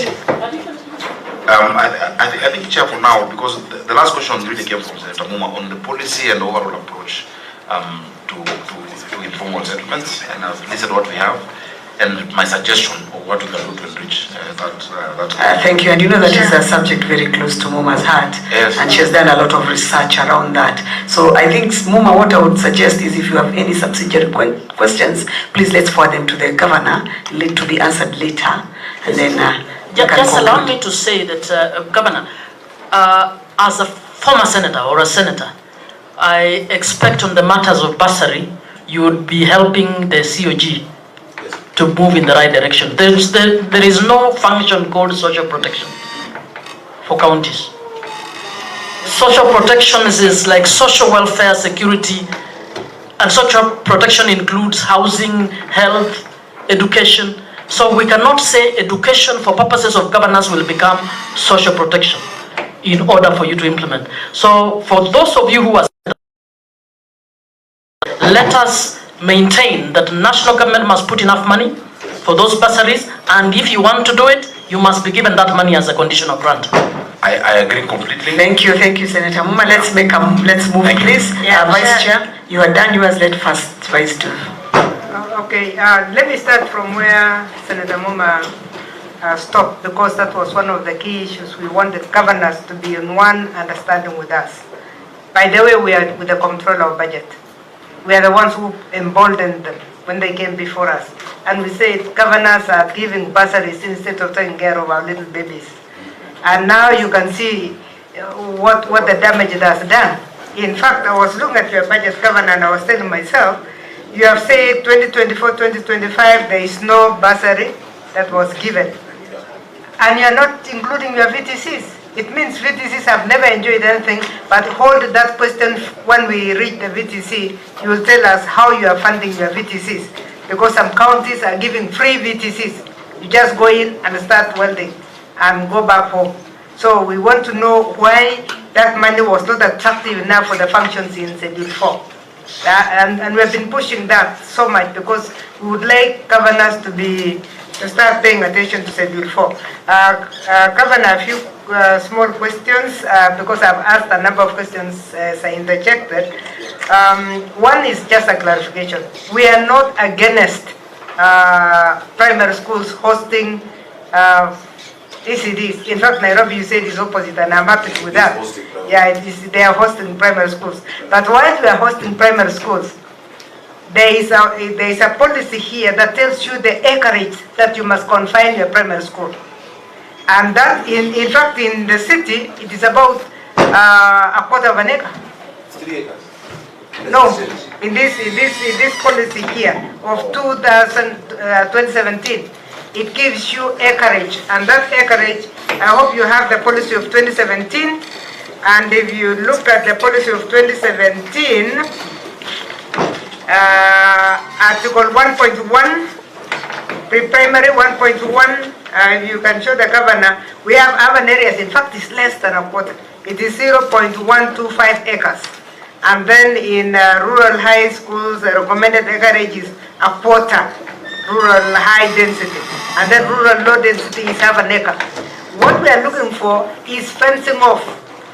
Governor, we have gone to counties where governors have built beautiful toilets for the small kids, but in the primary school. So class 8 take over the toilets. And these little babies do their things before they reach there. So it is very important that we isolate them. I want to thank you because of the fact that you are focusing so much on how the child can be equalized at that level. And yours is rural and urban. You have also those slums which you must take care of. So I think I commend you for that. So we are not against primary schools hosting or ECDs hosting. Just let's make sure that they're isolated, they're fenced off, their play area is so attractive. And we look forward to see their play area. I was looking for the swings and the slides and whatever. Now, those ones are very attractive to class 4, even if they are ECD properties. They will jump over fences to go and play. So you must fence them and have an exclusive area for them, and that is also a comment. The other comment that I had was I was actually very worried when I saw private schools are more than public schools. Then I said, okay, we have arrived in Nairobi, all of us, so we are building nursery schools to take care of middle class and above, so that should not worry us. Your ratio 1 to 33 is not that bad, but the population, I'm in shock. What is the population of students who are out of school? How many children don't go to ECD? In my village where I was born, 1966 we started going to nursery. It means in Nairobi, we have children who have never stepped in nursery. And since they overgrow at age 7, you send them to primary school. Do you have a figure? Have you done your estimate? Just put that one down, because we want you to summarize the last question since you're in a hurry. And the cost of building an ECD center, Governor, 18 million. This is the highest we've ever had. Is it that Nairobi is too expensive to build anything? Because we were accusing somebody this week that they're using 4.9 to build 2 classrooms and a small kitchen and one washroom. It was one, oh yeah, that one was 1 classroom. 1 classroom, an office, and whatever was going to 4.9. Now this one is, and that was the highest for us. So 18 million. The costs seem to be an issue that you need to pay attention to. If you're using public works, I know we discussed public works when you were a senator, and we are saying public works give us figures that are outrageous. It's like they don't belong to the same country. And in fact, the National Assembly blocked them from giving figures. Even when I was a member of parliament myself, I would get their figures, white them out, and go for labor only. And when I went for labor only, I was using a quarter of what they were telling us. So sometimes some of these things called tenders can let us down. Transfer functions you have mentioned, was expensive. Why not spend in ECD VTCs? You will give us that one when we reach there. I think I'll leave it at that, Chair, so that we can quickly run through the VTCs. Please do the furniture as you finish. And I'm told that Governor Natembeya has gone to Energy, that they will inform us when he's through. So, thank you. The furniture. Now, I was looking at the furniture. I've been tracking the furniture. Can your CEC tell us the page? Where is the classroom? The photos? 113. As you're looking for the picture, I was just going to tell Governor, please compare the affordable housing cost in Nairobi for a 3-bedroom and what your people are telling you about 3 classrooms. Okay, Governor, if you look at the photos of your children, beautiful, bright colors, which is what the policy even asked for, but the sitting arrangement. Which page? 113. Actually, if you look at it, page 110. It is even earlier, even from 110, 111. You start from 108. The children are there. I think those ones are in class. They are not eating. Then you go to 109, 110, 111, 112, 113, up to 114. Governor, we have been looking at this, and I remember the first Council of Governors designed a table for children. And we said we don't want more than 6 children around a table. It's easier for the teacher and it's easier for understanding. It's easier when you want to do play groups, and it's easier when you want to change from one subject to the other, whether they are molding or they are doing whatever. But we can see that yours, most of them are rectangular. See, is that a rectangle? Or square? The trapezium tables. Trapezium. So that when they're brought together, it looks like an octagon. Oh, so you have it. So those are, see, that is 2 trapeziums. Yes. An octagon. So you have this, where you have 2 brought together, then you have 6. Yes. So they're actually a 6-seater. It's actually a 6-seater. Not 6-seater. It's 6-sided, but 6-sided. Yeah. Very many kids. I think there's one If it is a 6-seater, then you've got it. Yeah, because that's what we're looking for. We're looking for a 6-seater. When you put the two together, then you have every child, you know, on their own space. This we are calling it hexagonal because it should, the sizes, the areas. Right, actually. So it's the same. Page 105 and 103. I think 104 is where that school, they have not put them properly. Because the same trapezium is now put laterally, straight. But this one is hosting 2 kids per side, Yeah. That one is not right. But if you look at 103, if you look at 105, each child has their Actually, I can see one in 105. There's just one naughty child. So if we can just ensure in our inspection that there's 6 children per table, then we are okay. Then maybe the crowding is because all of them came to one room or something for the photo session. There's no cameras. For the photo session. If that's the case, then I congratulate you like I congratulated them. Then maybe the question would be how many schools have been equipped? Are they all? So, have you changed furniture for all your schools so that we know that that's what we'll see when we come out? I know just recently we did 8,000 new trapezium tables and of course more chairs, because 8,000 then covers for 3 children, covering 24,000. There's been an improvement. We can give the details. Yeah. Okay. I think that is 80%. Around 80% covered. The modern trapezium. Okay. Is hexagon, what you call hexagon. Hexagonal. Yeah. Okay. Then the last one was the toilets also. Have you modernized it the same? Yeah, we are working on baby toilets. We are now talking about baby toilets. Yeah, the baby toilets.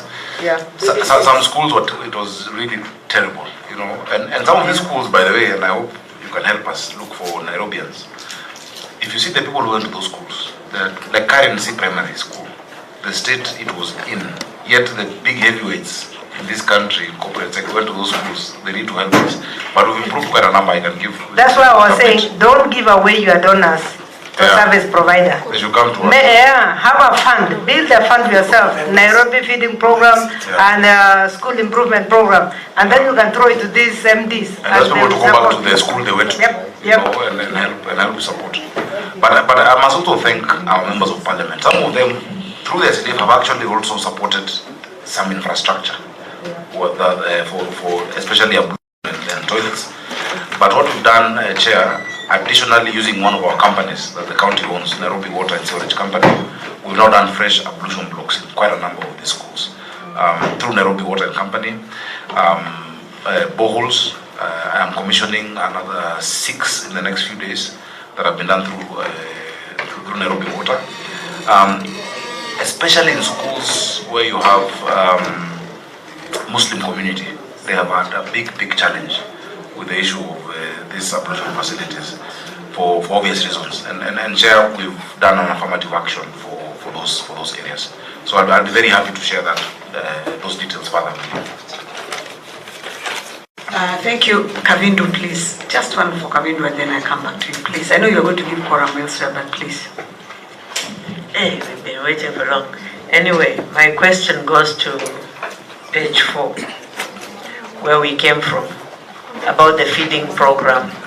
The county subsidy is 25, parents 5, and Governor, you are giving out your partners. How much does the partners contribute to this feeding program? Because you are contributing 25, parents 5. And I'm not seeing anything that is being contributed by the partners, and yet you have several partners for the feeding program. And how many of the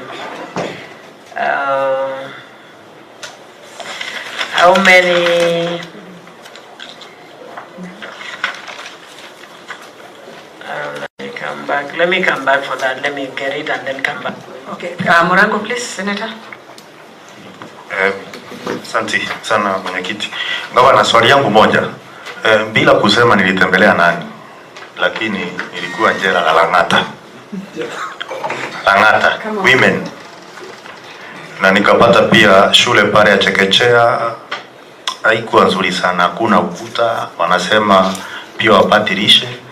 Nataka kujua gavana kama uko na mpango wote kuhakikisha wale watoto wamezaliwa pale pia kama wako na nafasi ya masomo. Asante. Yeah, I've got it now. Through you, Chair.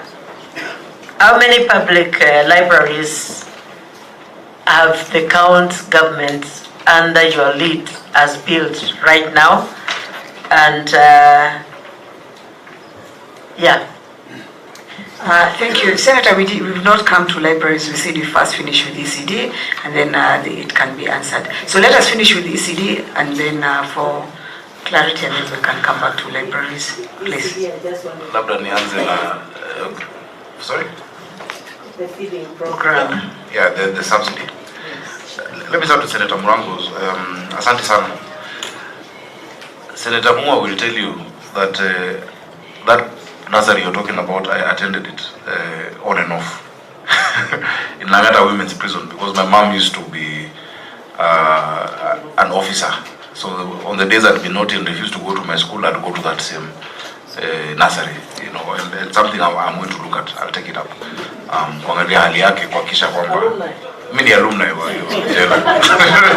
Thank you, Governor. Next. Nitaangalia the subsidy. I think what we did indicate the cost of the meal, because the county does 25 shillings, the parent 5 shillings, and then the supporters altogether 15 shillings. Because the actual cost of the meal should be around 40 to 45 shillings. Of course, we know the prices of commodities change based on the season. So it's around 40 to 45. We could have done it free, but we chose not to make it free.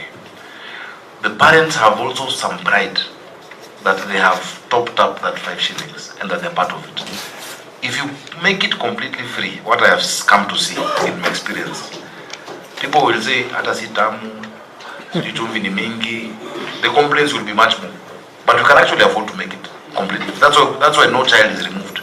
But the parents, the pride they have, when I meet them in petrol stations or where it is, and they say, I have loaded, look at my app, I have loaded 100 shillings. That will cover my child, my 3 children for X number of days. They have so much pride that they're also contributing. You cannot take that away from the parents. So it is 25, 15, and 5.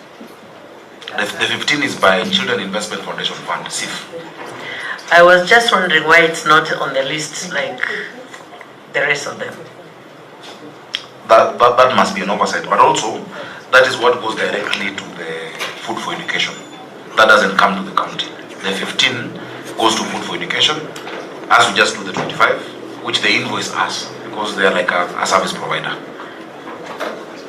That is where Chair is telling you. I agree with the Chair. Don't give out the partners who come directly to you, because then you'll be able to account for whatever they give. Now you cannot account for it. And especially, though they're audited, and they provide those reports.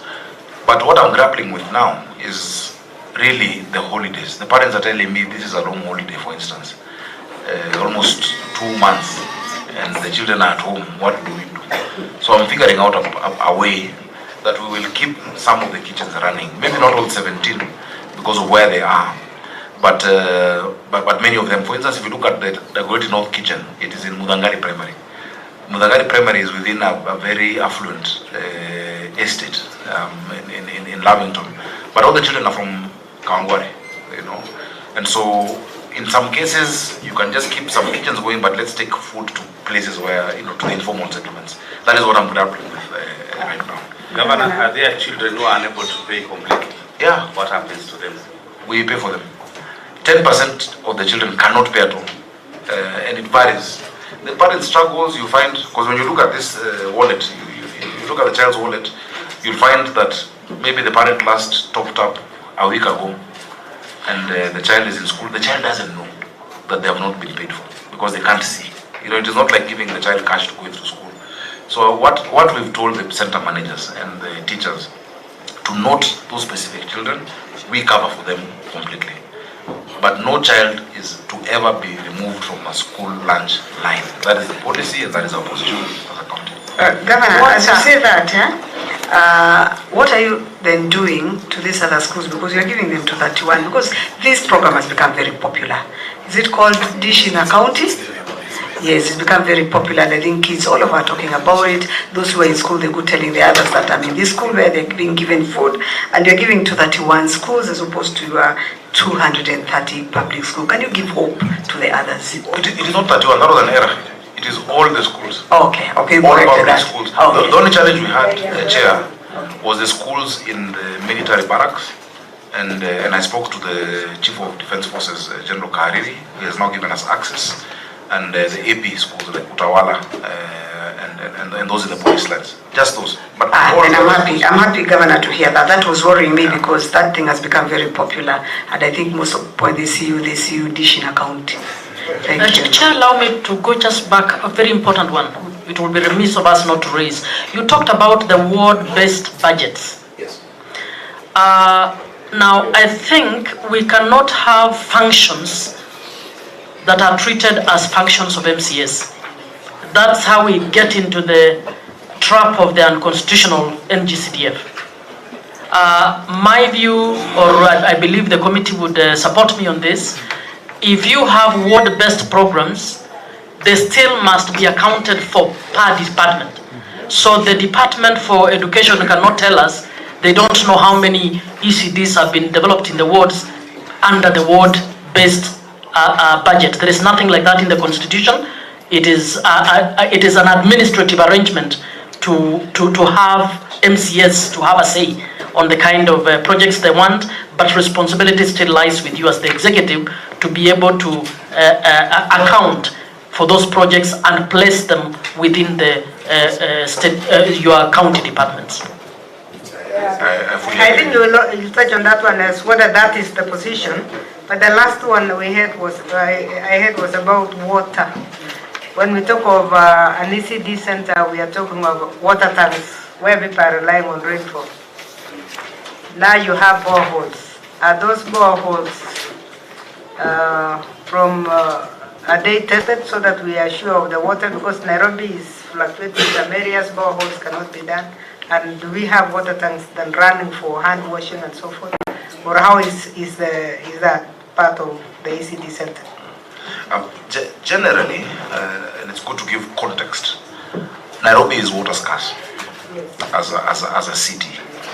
And in the last 3 years, we worked hard to reduce that deficit. Nairobi as a county had only 4 sources of water. Yeah. Kikuyu Springs, that was built in 1908.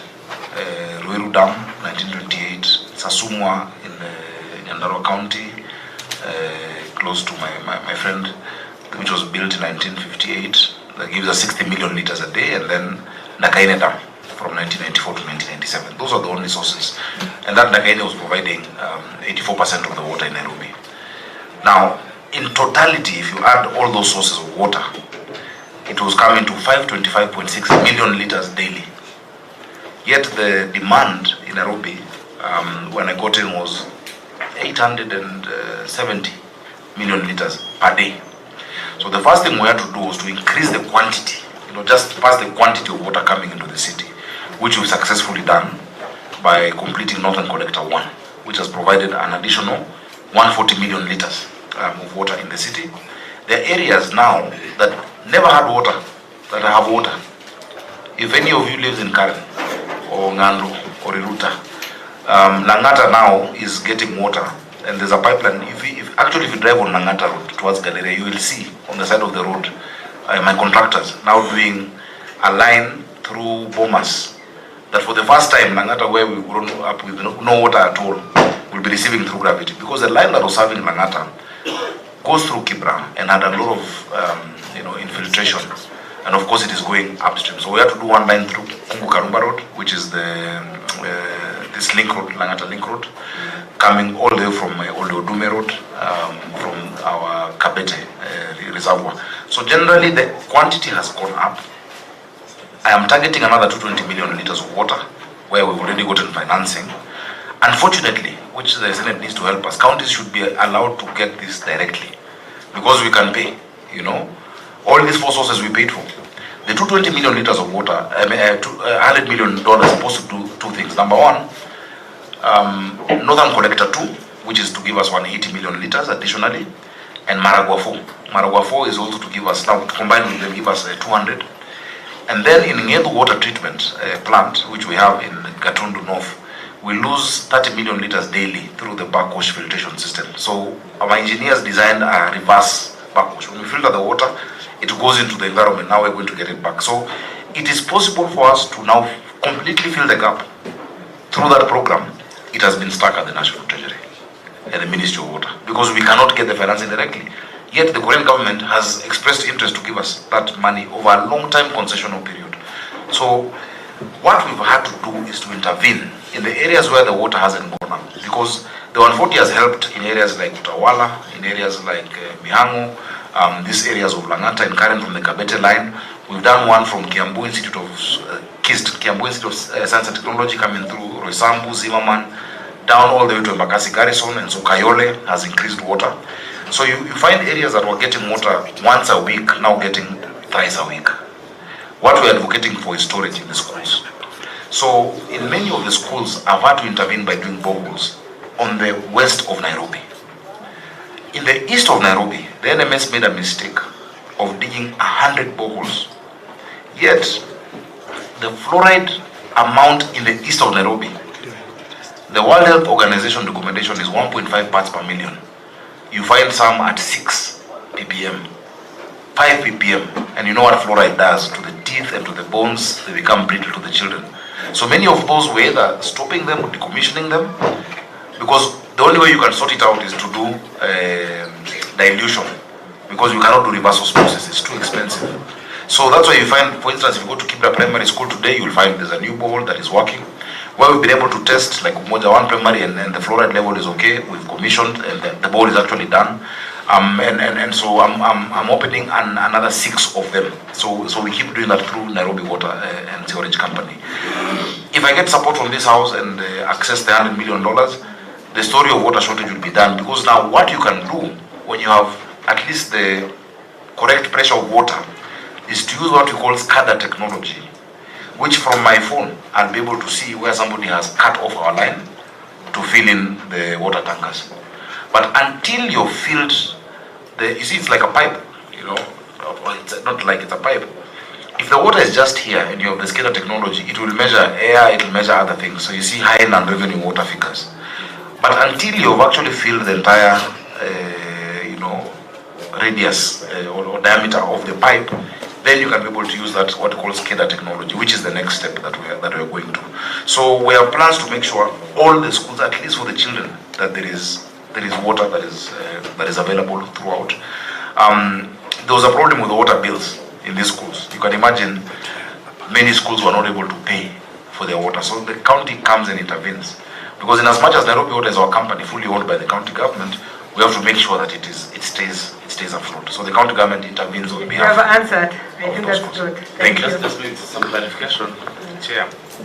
You are saying that you're not allowed to do PPP with the Korean government or agency. Yet in the previous Water Amendment Act that we did, we allowed counties to do PPPs with county governments. The only thing that we were against was for the National Water Works agencies to do PPPs, and then they sell water to counties to the last mile, denying now the water companies to sell the water. That's what they're doing. That's what they're doing. They're trying to charge us for Northern One. But what with the Korean government is not a PPP, it's actually a loan. You know, it's a loan. If you look at my Nairobi Water Company, we found it at 8 billion in terms of revenue. This last year we hit 12 point something billion in terms of revenue. It is actually able to pay those loans. But you see, the PFM limits our ability to borrow as subnational entities. That is the only challenge. Such that you can have all that agreement, we've sat down, you see me sometimes out of the country, we agree, I have to come back to Treasury, or I have to come back to the ministry, they take us around. The last example I'll give you, because you're senators, you can help me. Nairobi has a problem with transport and transit and traffic jams. We got 314 euros from the French Development Agency, European Investment Bank, 74 million euros to do line 3 of the BRT.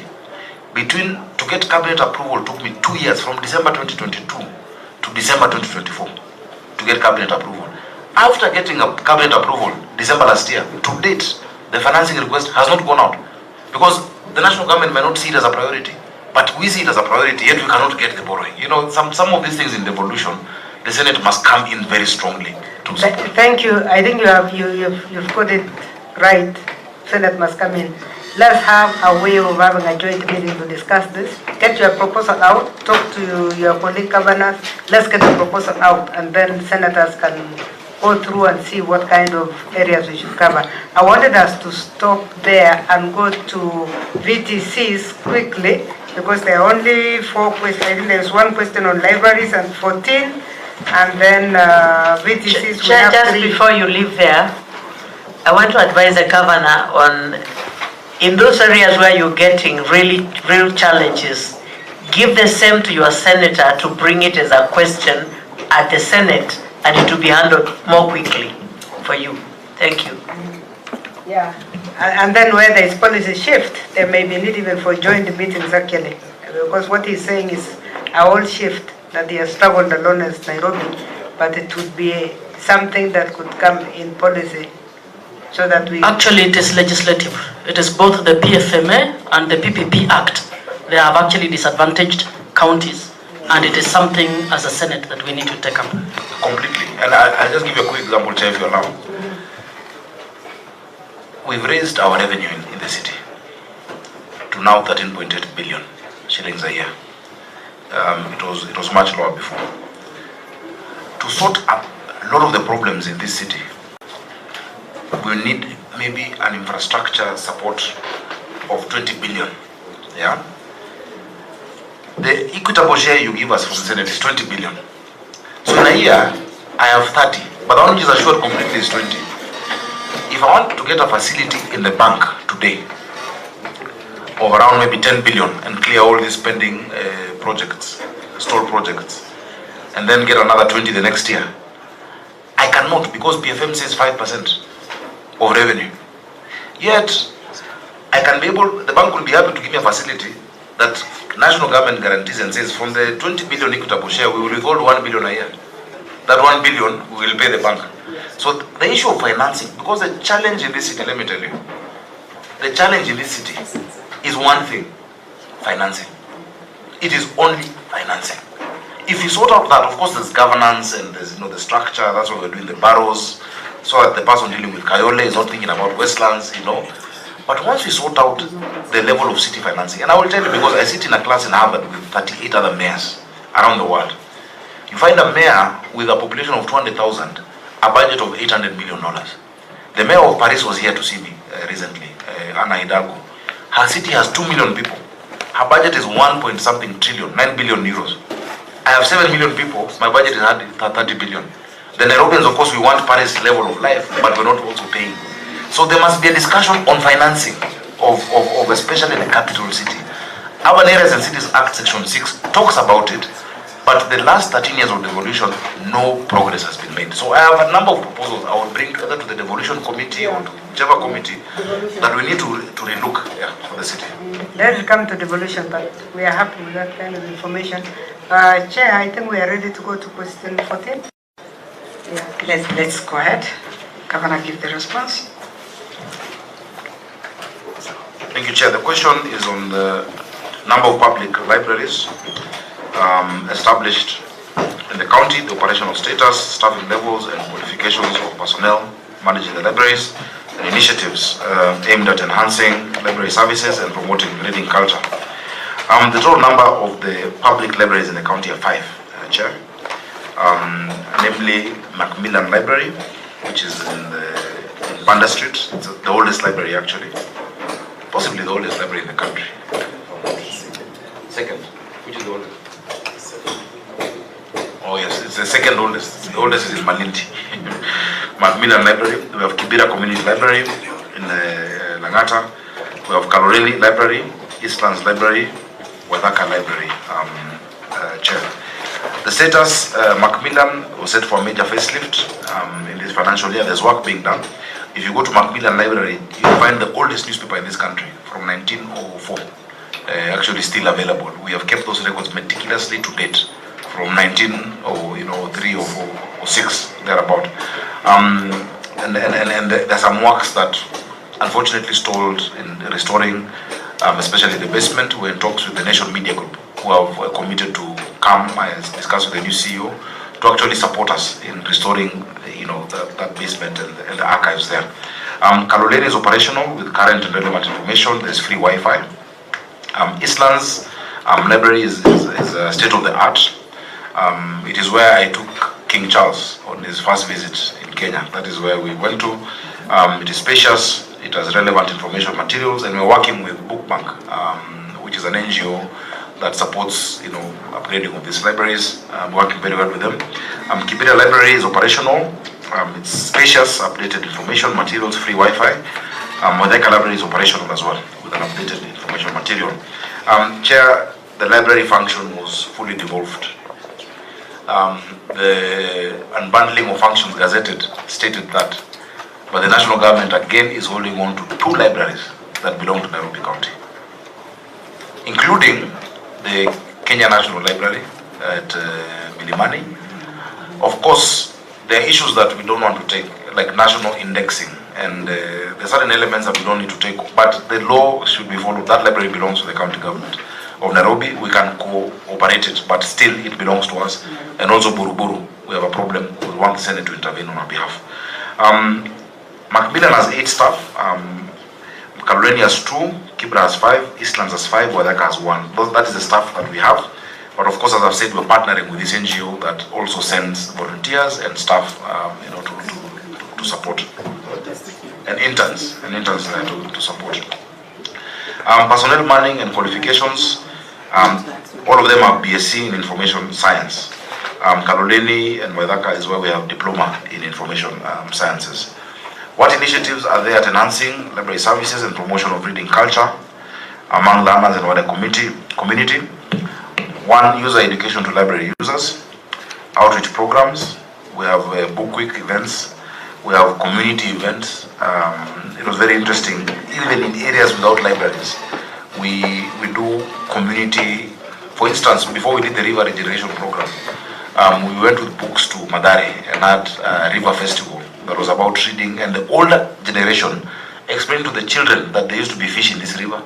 And the children saying, we can't imagine that, but let us, so they would start drawing, and there was oral literature that was happening. It was a very beautiful thing to see between the older generation that were in Madare before and those who are there today. We've hosted a lot of collaboration, interviewing scholars. The CNN News have been there. Musical performances. There's an example of Giuliani and Mwakio. We have monthly book clubs by several groups. I would invite you to be members of at least Macmillan, since you're in town. Please come and look at our books. You can borrow a book and return it. And I've just remembered I owe them 1 book I've not returned. The children artworks that we're doing, drawings, dance clubs, public participation, ADP forums are held also along the libraries. And so there are many of such examples, directly and also with our partners. Safaricom, we partnered with them to train library users, 50 in number, 9 to 13 years old, and the Safaricom's Kick to Code program that is ongoing. Introduction of pay bill that has made it convenient for those who, where we need payments done. Feedback channels. There are tour guides. These days there's a lot of urban tourism, and we found some young people very innovative, where they bring the tourists, put them in a matatu, and bring them to the CBD, take them to Macmillan, bring them to Eastlands. That even just the matatu tour is part of a cultural experience that many of our tourists are enjoying, when they come to the city. We're empowering women in Eastlands and Kaloleni with our partners. And I think finally is the end of year celebrations, where we host 250 children for fun, art, drawing. And there's an annual dinner where we raise funds for our libraries, chair. The list of visitors, so I don't know whether I should answer the question asked on additional libraries we've done. Yeah, maybe you could before you go to visitors. Yeah. We've acquired 2 libraries, 2 of the libraries that had been held, 2 of those held by national government, which is Kibra and Waidaka, which we acquired from AMREF, and we have rehabilitated it. We've not built an additional library yet as a county. We've not been able to do that. We're seeing that what works is having our social halls have a section where in the evening our children can do homework. You find that in many of these settlements, in the house, it's not conducive for a child to do homework or to study. And so in the evenings they come into our social halls that are all across the city. There's a section where they can get books and where they can read. So we've not built physical structures, but we pass the library, we spread the library function to more areas. You said you have what? Social halls? Social halls, our social halls, yeah. And we've built more social halls, yeah. So it's a mixed use. It's not a library per se, because you'll find there's chess being played there, there is table tennis, but you do a section where children can actually come and access books. That is what is working for us. The funds would allow you to build standalone. But another concept that works very well in the city is mobile libraries. Yeah? So a mobile truck that actually moves from place to place, and the children can borrow books, and then it goes to another place, but they have to go with the books home. So it's not a physical space where you come in. Are you saying that is a plan or what you're implementing already? We're partners who've been implementing that with us. Yeah, we've not. The one studio we built, which was a library and also a recording studio, unfortunately, was burnt down during the protests last year. It was a 40-foot container with those facilities, and it was parked at Uhuru Park. It was burnt completely down. And that was serving both functions, both recording for the arts, music, etc., but also library function. Now there's a group that has brought us a proposal where using the Ndudhis, they can actually move estate to estate and have kids borrow books, and then we interact with them and say if someone can recite something, etc. That we're still working on. It's a very novel idea, but which is good because just of the dense nature of the city, you know. That is something we're looking at. We've not yet implemented it with them, but we're currently looking at it. Can I go to VCT? Chair, can I ask on library? Yes. Yeah. Now, the chair, allow me, because we don't have a committee on museums, and the function on library is closely related to the museums. I would want to know what Nairobi is doing, because you have a lot of rich history. From what you're saying, there is plenty that can be done, even cinemas. Yes.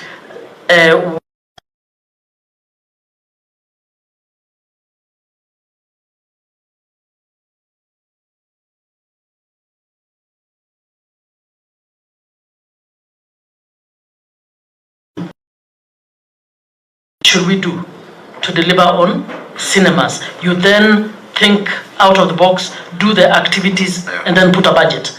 But when you don't have the policy, it's easy for it to fall through the cracks. So I would want to know museums. Do you have any partnerships with the history departments? What are you doing around that, plus the cinemas?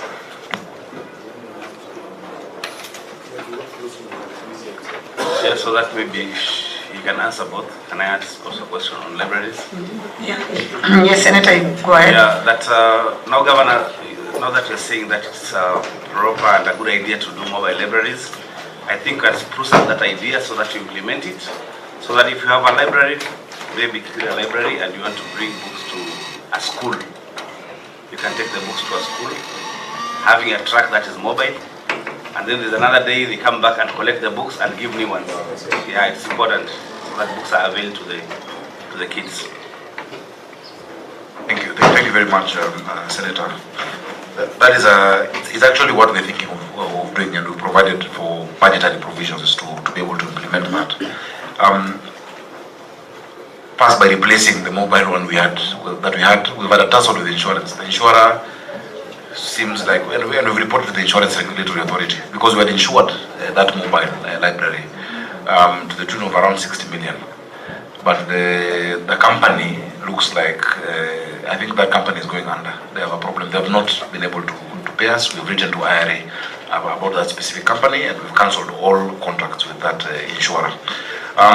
So through you, Chair, Governor, how long do you think this will take? Because that is where my question was coming from, because this... For the mobile library? Yes. Within this financial year, the problem we're having is procurement. There's a big challenge on EGP with most counties, and I think also with national government, given what we had yesterday at the COG meeting with the control of budget.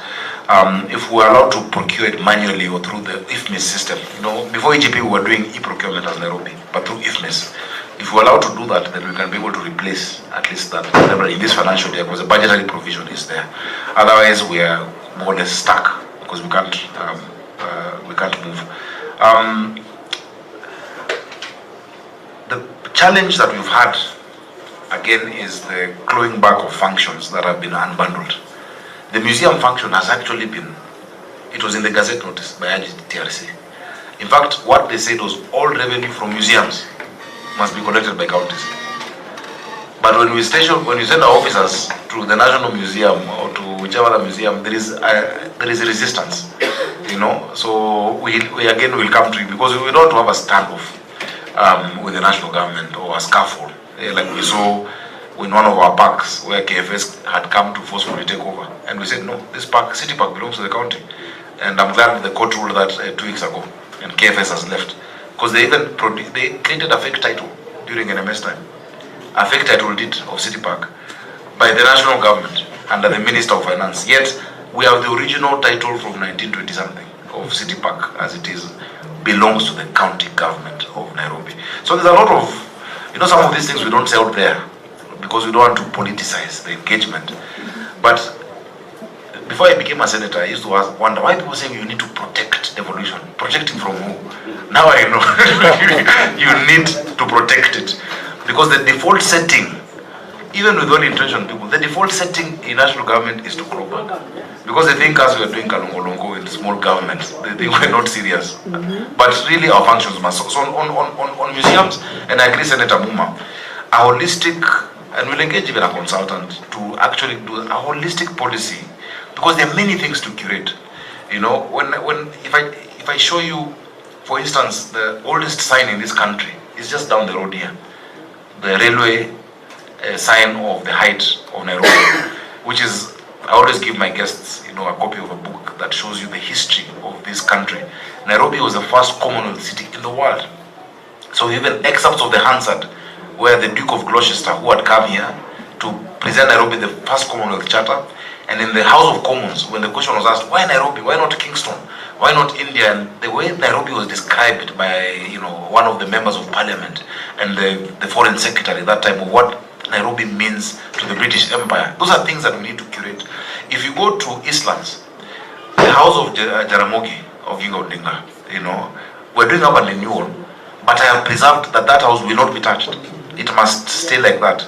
We were in Ziwani the other day. In Ziwani, in 1952, Phoebe Asio's house, Tomboya, the house where Tomboya lived in 1959, where when actually in Phoebe Asio's book, he talks about that house of Tomboya and Margaret. In Tomboya's house, you would find Julius Nyerere sitting in there with him. And the Mzungu has come because Tomboya was collecting money to pay Dennis Pritt. Dennis Pritt was the lawyer of the Kapenguria 6, so he was working with a leather pouch. This same Tomboya was a city council worker. There's so much history that if we don't curate, there's the car that I use sometimes, I'm sure you've seen during national functions, that was Charles Rubia's. It's called a Princess, That car is in industrial area, in our garage. I want it in City Hall, in a place where children can come and look at it and enter and see it. So I agree. Let's do that policy so that we can deliberately, because we should not depend on the memory or the reading culture of a few people to explain to you. And some of the people who would tell us this, I would sit with the late former Prime Minister and he would give me stories about what this estate meant. If you go to Burma, what happened in 1952 after the state of emergency was that they killed a councillor called Mbutela because they wanted the Kikuyus and the Luos to fight. So Jaramogi Oginga Odinga and Tomboya would go around Makongeni telling the Luos, don't fight, we are being set up. The next year, they killed another councillor, Lumumba, and burnt Burma Market to create an uprising between the two communities. It didn't work. The story of where we're sitting today, this was a church, this and where Parliament is, it was called the Tin Tabernacle, that in 1910 thereabout, because the Mzungu didn't want to be in the same church with an African, the government bought land and sent the Mzungu to All Saints Cathedral where it is today, and sent the black person to St. Stephen's, Jogo Road.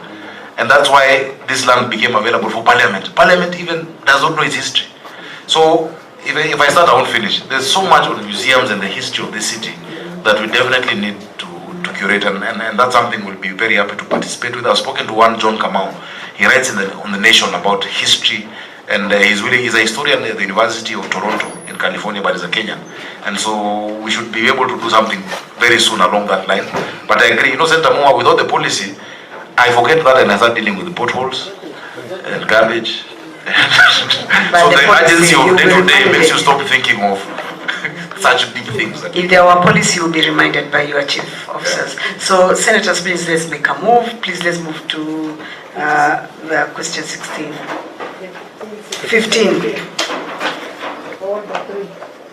Thank you, Chair. Question 15.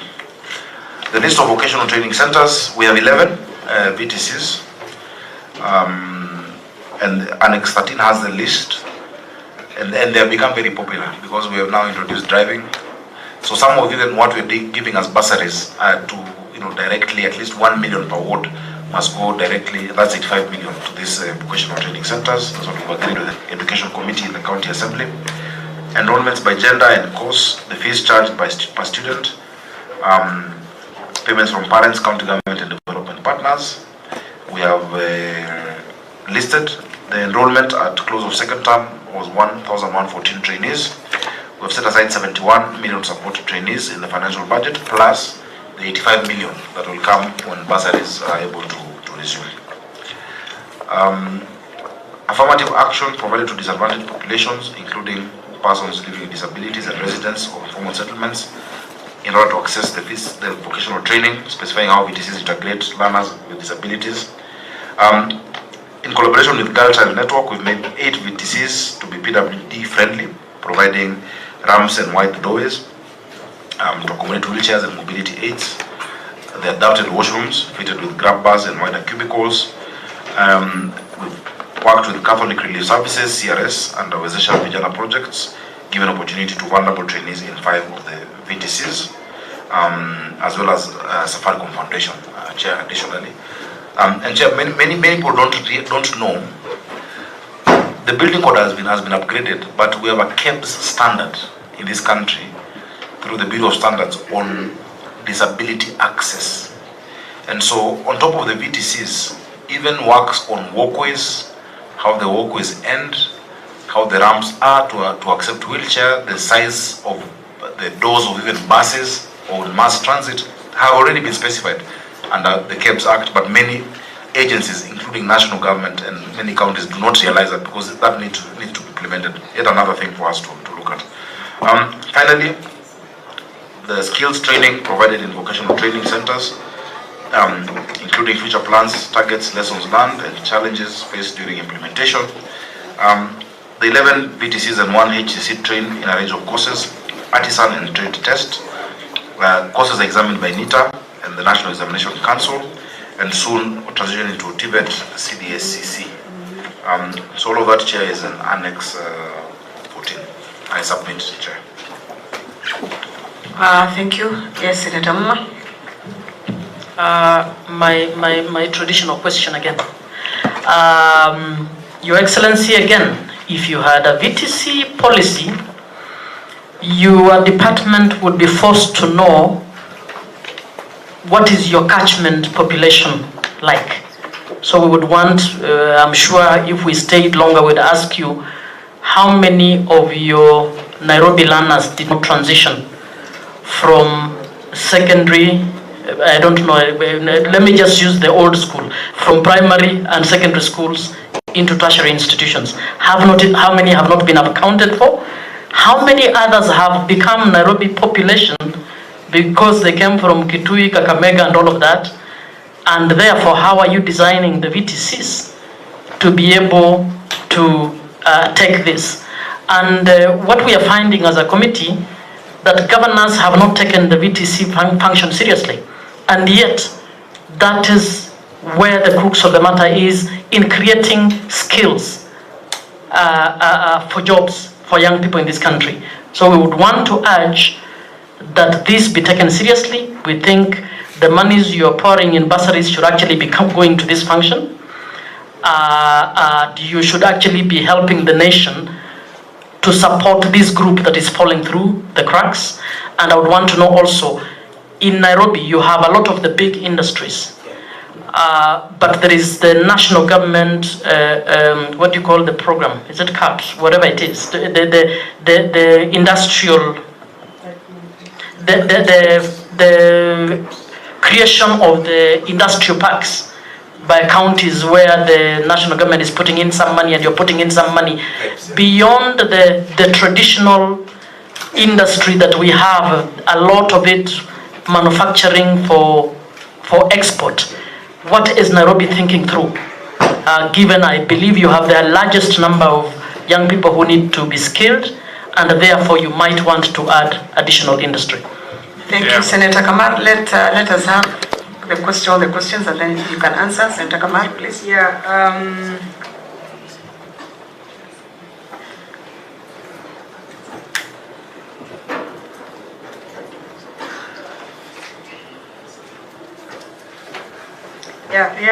Governor, I think you have been asked about the transition thing that really worries us as a committee. When you talk of transition and you talk of only 11 PTCs, 12 maybe, in Nairobi, Wasingishu has 14. And we are demanding more. Trans Nzoia has 32. I just want to give you the figures, the places we visited recently. Elgeyo Marakwet, 18. The population is in Nairobi.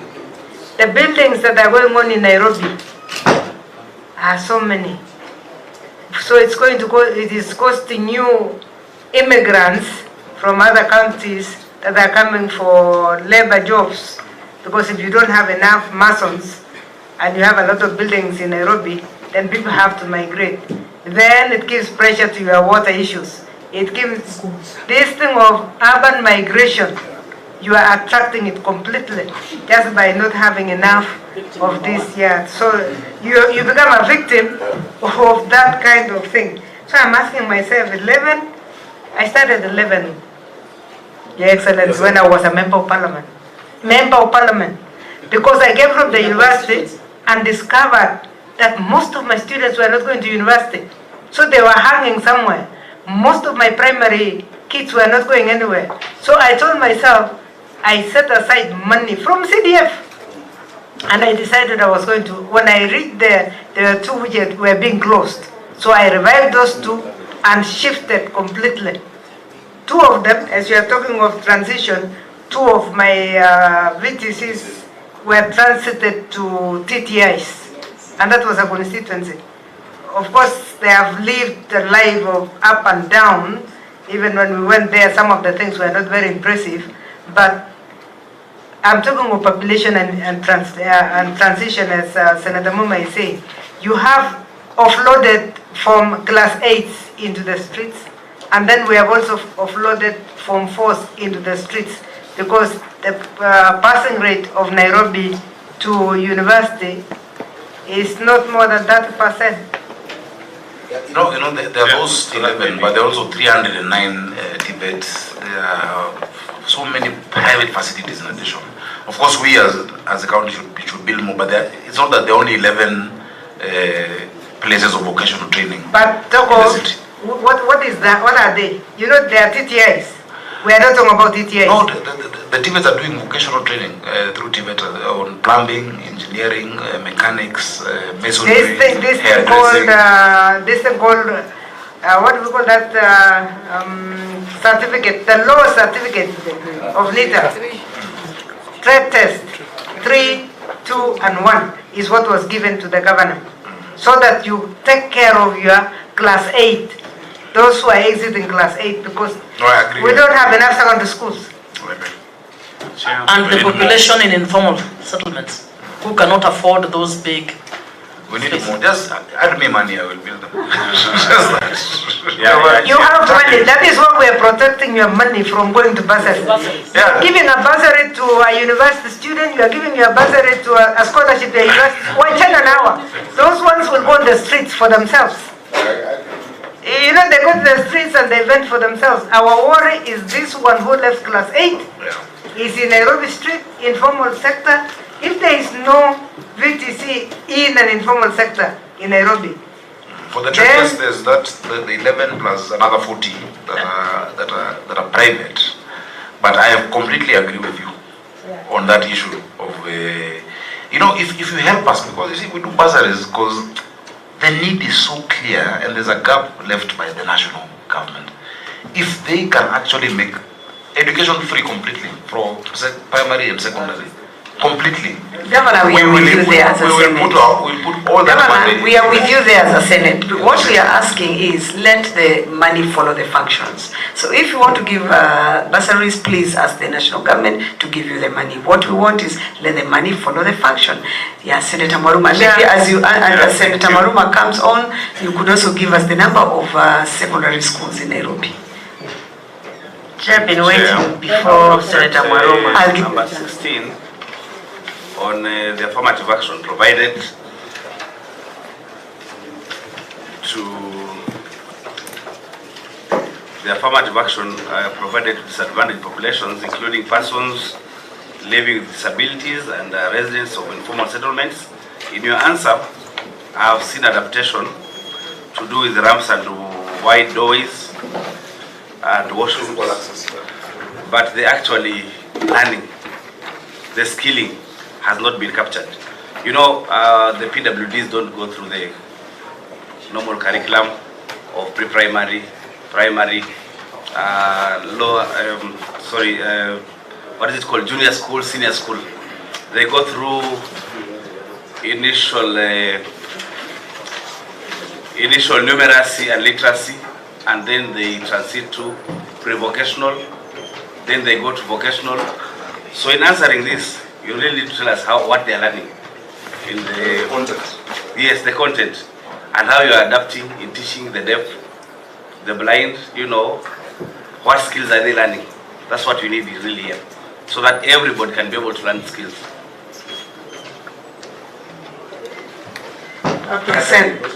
Senator Kavindu. Yeah, thank you, Chair. My question was. It has disappeared. Have I derailed you? You can think about it as he answers. Okay. Sorry for that. Let me answer so I can answer. Okay. Senator Kenyan. Okay. I'm looking at the fees that is being paid to these VTCs. They are different. Then, even if the reason then you have very few VTCs is because even in some VTCs, I'm looking at Jericho. I'm reading page 523. Jericho has only 6 learners. No, 8. In fact, 8 learners. Kahawa Garrison VTC, I thought because it's army, there is no access, we only have 6. And in Jericho, we have 8. So there's no need of even increasing. You need these people to increase the number of the numbers. Yeah. You know one thing. Chair, I have it now. I can answer that. I can answer. And the last one, before Kavindu comes, are these fees dependent on what course that the person is doing? Like, for example, a person doing mechanic will be charged at the same fees with the person doing hairdressing. Thank you. Thank you, Senator. Senator Mudama, please. Yeah, the governor is saying that they need funds, but right now they are not giving bursaries because the controller of budget has stopped them. That money which was going for bursaries, it can build this VTC classes, or centers. They have not received it. The bursary and scholarship program has come back. And you see, you need to see see the context, that you see the budget also is a process. Budget making is political. It's a process that goes through the county assembly, where I have 124 MCAs who also have pressure because of this gap created by the faction who is supposed to do it not doing it. So they have pressure from the ground of the people saying, when the former MCA used to make sure that we get bursaries, now we're not getting. So it's a very political thing as well. I have pressure from those who already were on a scholarship program. If you're committed to pay somebody's fees from Form 1 to Form 4 and then it drops at Form 3 or Form 2, it is not right to just let go of them. So bursary is not something that can just be, left out. It must, we must be pragmatic in how we deal with it practically. I agree. These vocational training centers are too few. I completely agree with you. They are too few. This is a challenge that you're saying that, you're preaching to the choir. I was your chair of labor in this house. I believe that... Well, is your vice chair. And you are my vice chair, yes. Senator Maruma. When I was a member of parliament, I created a law. I proposed a law called the National Employment Authority. That was my bill that created that institution. If you look at how we set up the board of the National Employment Authority, because I did 2 laws that were, for me, monumental. The first law I did was to bring 30% procurement opportunities.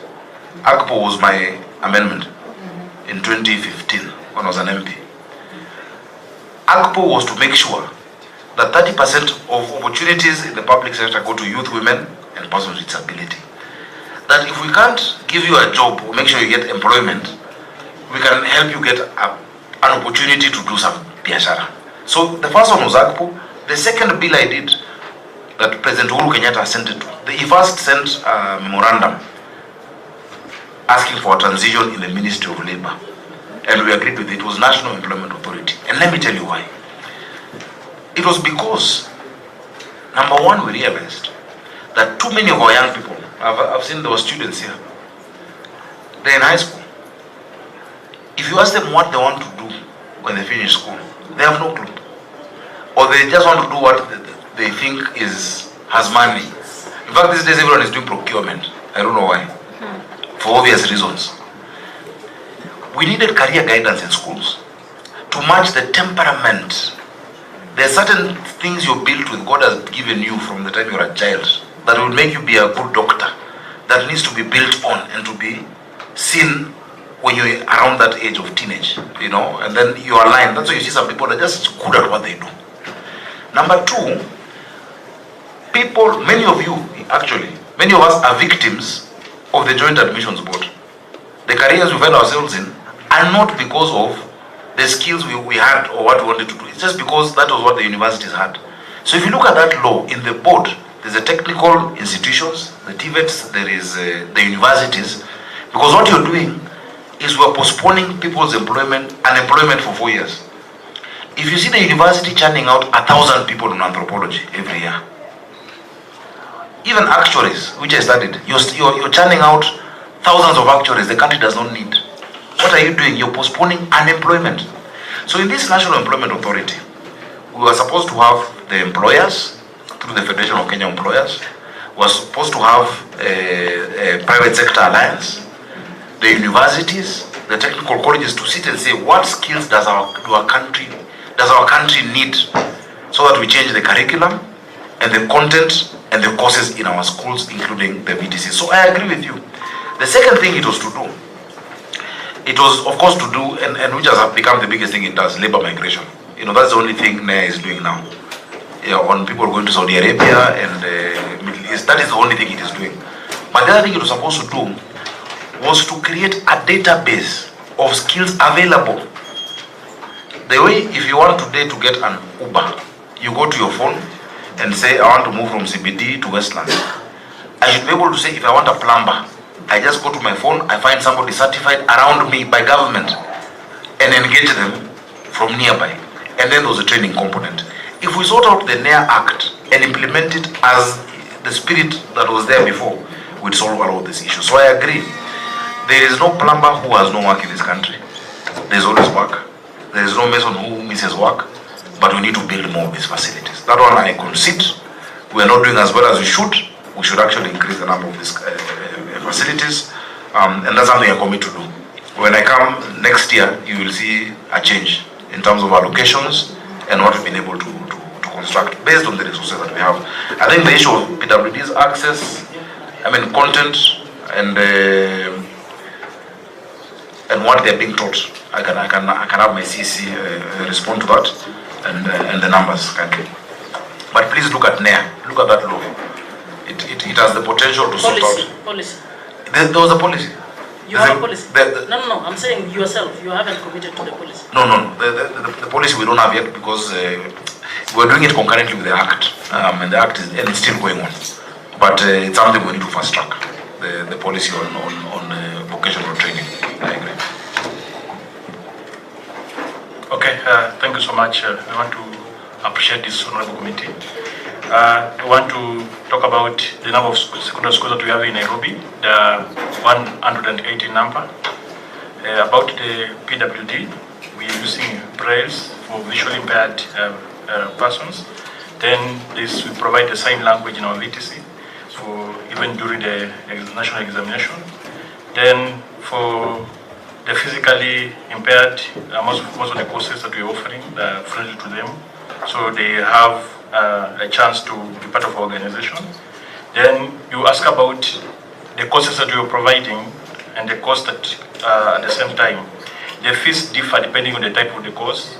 If you're doing an artisan or craft or mechanical, there is total different fee that you're supposed to pay. It only depends with the duration and the kind of course that you are taking. So from different levels, we providing, like for the motor vehicle, mechanical, you will see it's ranging per term for about 15,000 per term.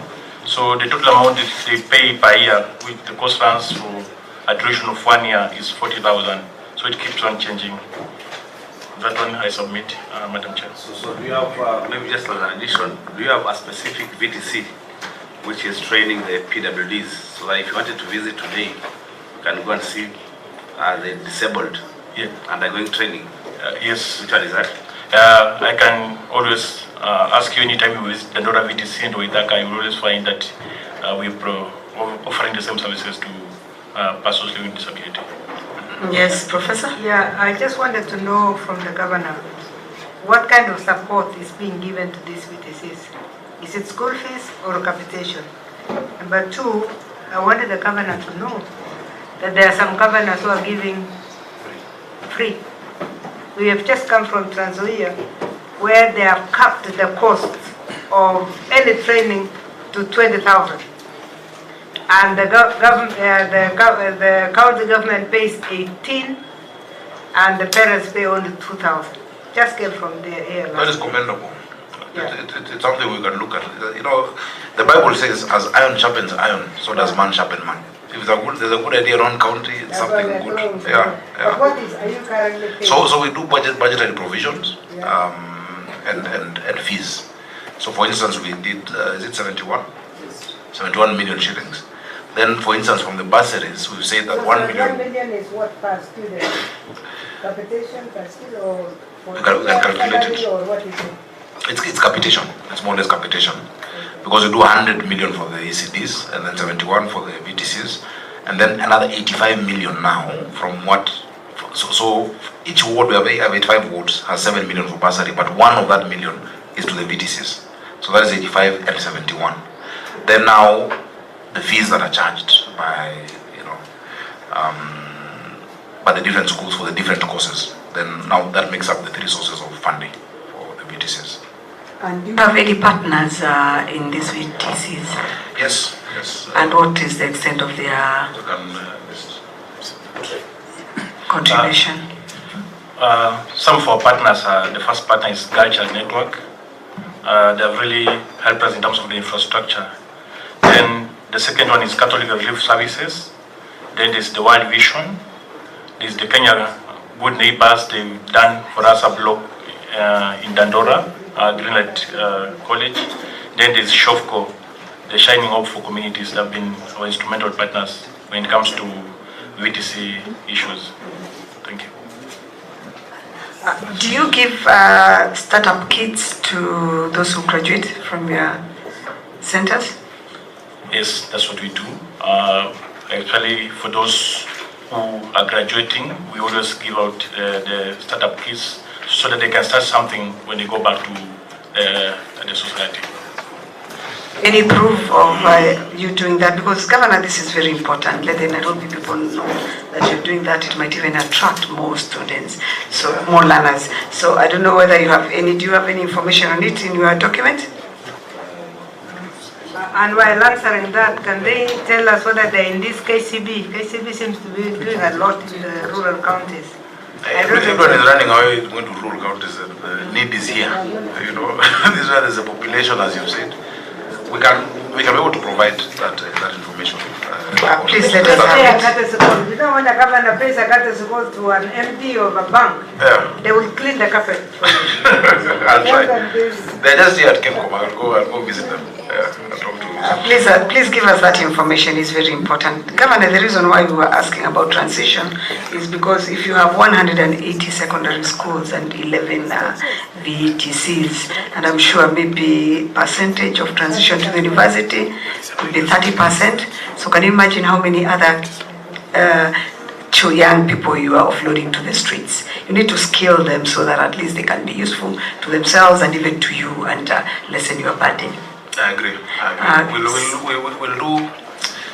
We'll go out there to look for support to build more. The need is there. It is seen. The lack of this absorbing of young people affects everyone. That's, you know, if you look at crime rate, now everybody, when they finish school and they don't go to university or the college, what do? They get either into crime or they try and get a motorbike, you know, to ride. It's a challenge that I think needs to be faced head on, and we have made a compelling case, and I agree with you. And Governor, I think also you should look at your enrollment because it's 187, 189. 187, 189. 189. 189 on the cooperation between counties. 187 of course will be transferred. You know, functions. Yeah. Yesterday we had a meeting at the COG with it was a virtual meeting, and the controller had said there's a list of requirements that she had put for that to resume. And as I've explained, for me, my biggest challenge is those who are already on scholarship. So those requirements, once they're met, counties can be able to issue bursaries and scholarships. She's looking at it as almost a transfer, the intergovernmental agreement. So it's almost a transfer or a sharing. Because if you transfer it, it means then the money must come. Yes, from the national. 187 says that first of all, the constitutional responsibility remains with the level of government that is originally mandated to perform that function, and the funding must then also follow it. And so it's a very convoluted argument. As I was saying, what we're doing is just being pragmatic because of the pressure from the people to continue serving them in that manner, especially those who have been cut off midstream. But that is what she asked for. So what is left is a notification to the county assembly and the national assembly. We've done our county assembly notification. We've gazetted that intergovernmental agreement for counties: Makwiny, Nairobi, Uranga, and I don't know, I keep forgetting the fourth one. Chair, I think we need an urgent consultation with the control of budget. I've just informed. Because I'm not aware. I've just informed our researcher that that is urgent, that we need to be informed so that we can be well conversant with their conversation with the COG. But you know, it's really, if you look at it critically, constitutionally, it is not a transfer of functions. If you transfer a function, the function first of all must be stated in the fourth schedule of the constitution. There's no function called bursary or scholarship in the fourth schedule. You have not transferred education, because if you transfer the function of education, it means that then that county that signs that intergovernmental agreement must also pay the teachers, must provide all the services of that function called education. So it's a very convoluted and warped, I find it to be warped logically. No, Governor, what you're trying to do is pay the bill for the national government. To pay the bill for the national government... Partially, because the bill is bigger. No, you're trying to pay it to their bill nonetheless. You see? So when you take over the function of the other level, the resources as planned by the under the constitution is that the resources, remember the resource follow function mantra, the resources that were the equitable share for Nairobi County is budgeted for do not include resources for secondary education, do not include resources for university. So for you to take over that function, you are actually paying the bill for national government. The correct position, as I first told you, there is no function called social protection. So you are using some convoluted arrangement around social protection, cooperation, collaboration to justify. But the correct position is this: governors can, and the late party leader actually suggested that the function should come to counties. So until the function has come to counties, you can assist the national government only through conditional grants. They allow you to give those bursaries, but they must give you the money. You know, I agree with you 100% philosophically and in principle. But practically, what you are trying to do, you are helping them kill devolution. But let's help the governor to tell us what the first two governors told us. They said this thing is pressure from the ground. No. It has nothing to do with the functions of Schedule 4. At that time, I think this social whatever had not been developed. But when the first two governors came here, they said, we must tell you that we are the ones suffering on the ground because the public is on the ground and the national government is miles away. So we agreed that, but we said, when you go for your summit, please discuss this function so that it is formally devolved and then the money follows the function. That is all we have been saying. You know, we can see we are insisting on why Nairobi can sit with 11 VTCs. It is so painful because it means Nairobi is filling the streets with kids that are not literate, kids that are semi-skilled, and now we are at risk because Nairobi is doing a lot of buildings and we have a lot of fake masons there also. Because when they come in, a contractor will say, where's Shiga E, Shiga Ma, Shiga, instead of skilling them. You know, in principle, I agree. But practically, and I think what the Prime Minister was saying, which is true, you see, what is devolution? Devolution is based on the principle of subsidiarity. The principle of subsidiarity is so simple. It's just that a function is best offered at the lowest level compatible with the benefit of that function. We are better placed as counties to run with that education. We are better placed, we understand the needs of where we are.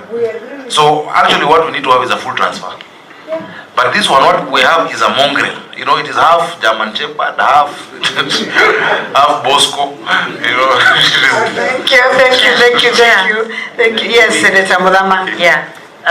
Governor, even as you are these VTCs in Nairobi, and you've invited us to come, which we also to visit. We visited some of the counties and we found that they didn't have any equipment in these VTCs. So, as you rebuild more, equip the ones which are there. If it's mechanic, make sure that there is a vehicle there they are dealing with. If it's electrical, make sure that they have all the electrical equipments. And even mercenary, make sure that they have all the equipments that they need there to do their work and to learn efficiently. Thank you. And I want to assume those are your closing remarks. But have we started closing remarks because there's one question here on number 17. Okay. That the county is now shifting from NITA to NEC to TVET SIDAC. We are not there already. What are the challenges? When do we see ourselves having TVET SIDAC examination? I'll ask my director to respond to that.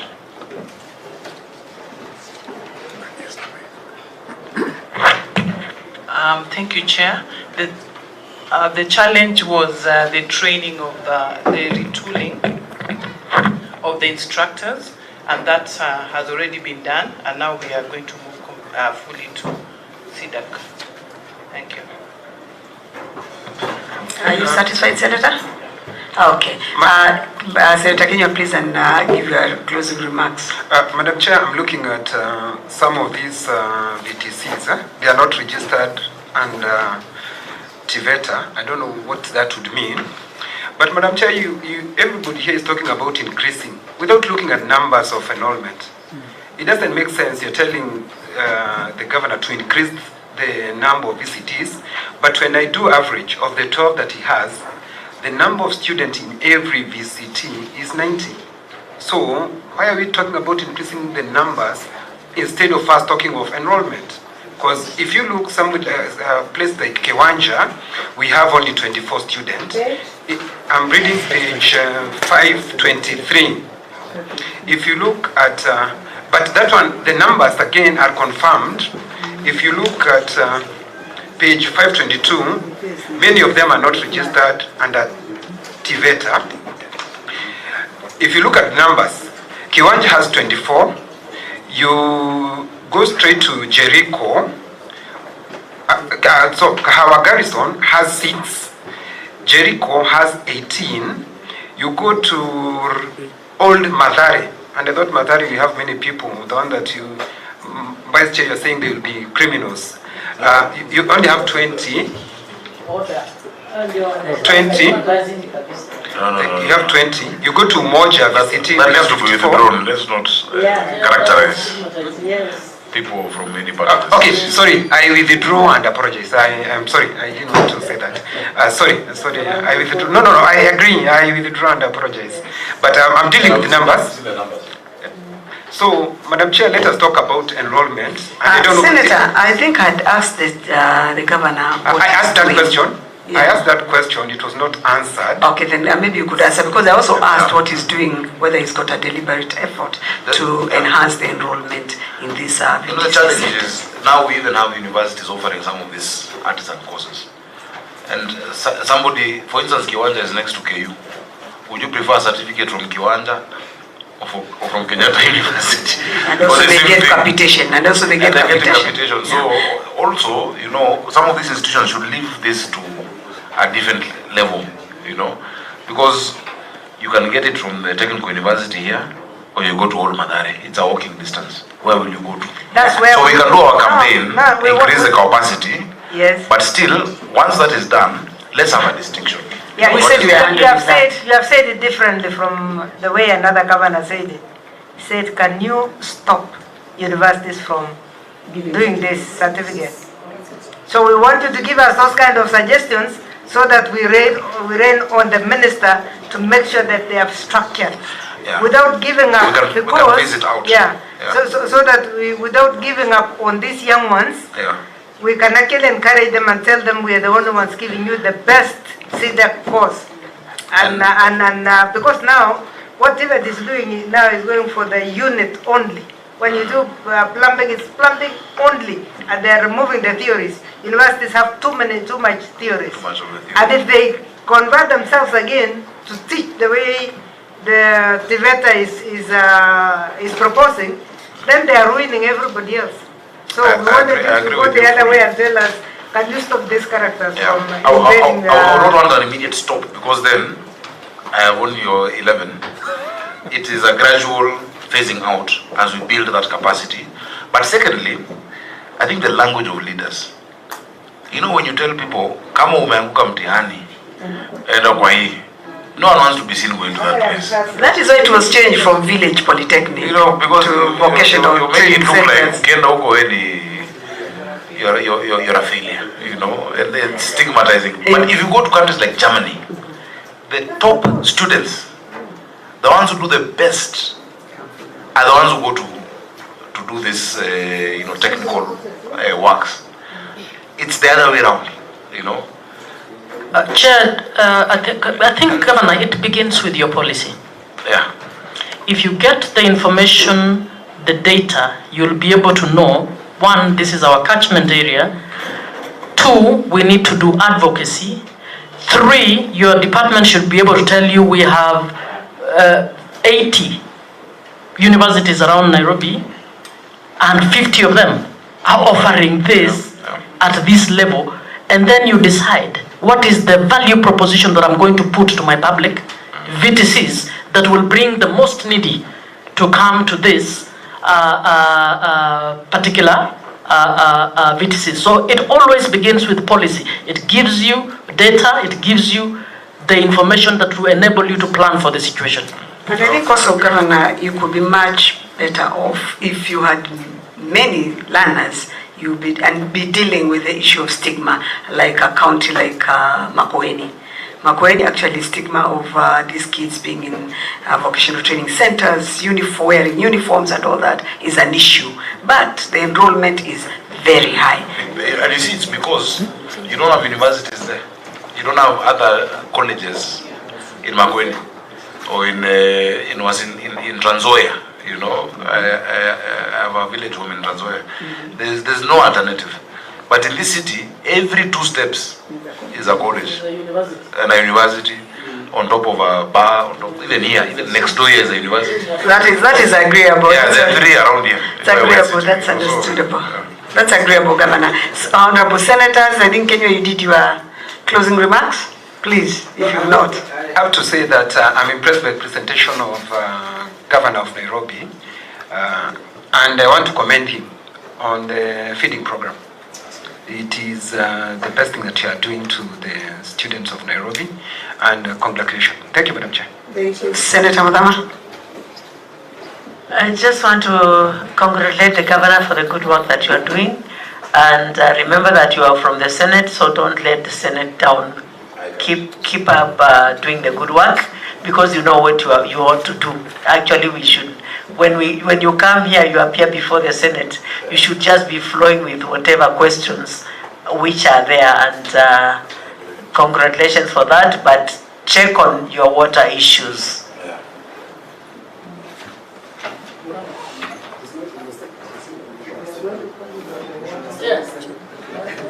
Senator Mwango. Hata mimi ningetaka kumpa kongole gavana kwa kupambana. Unajua kuwa gavana Nairobi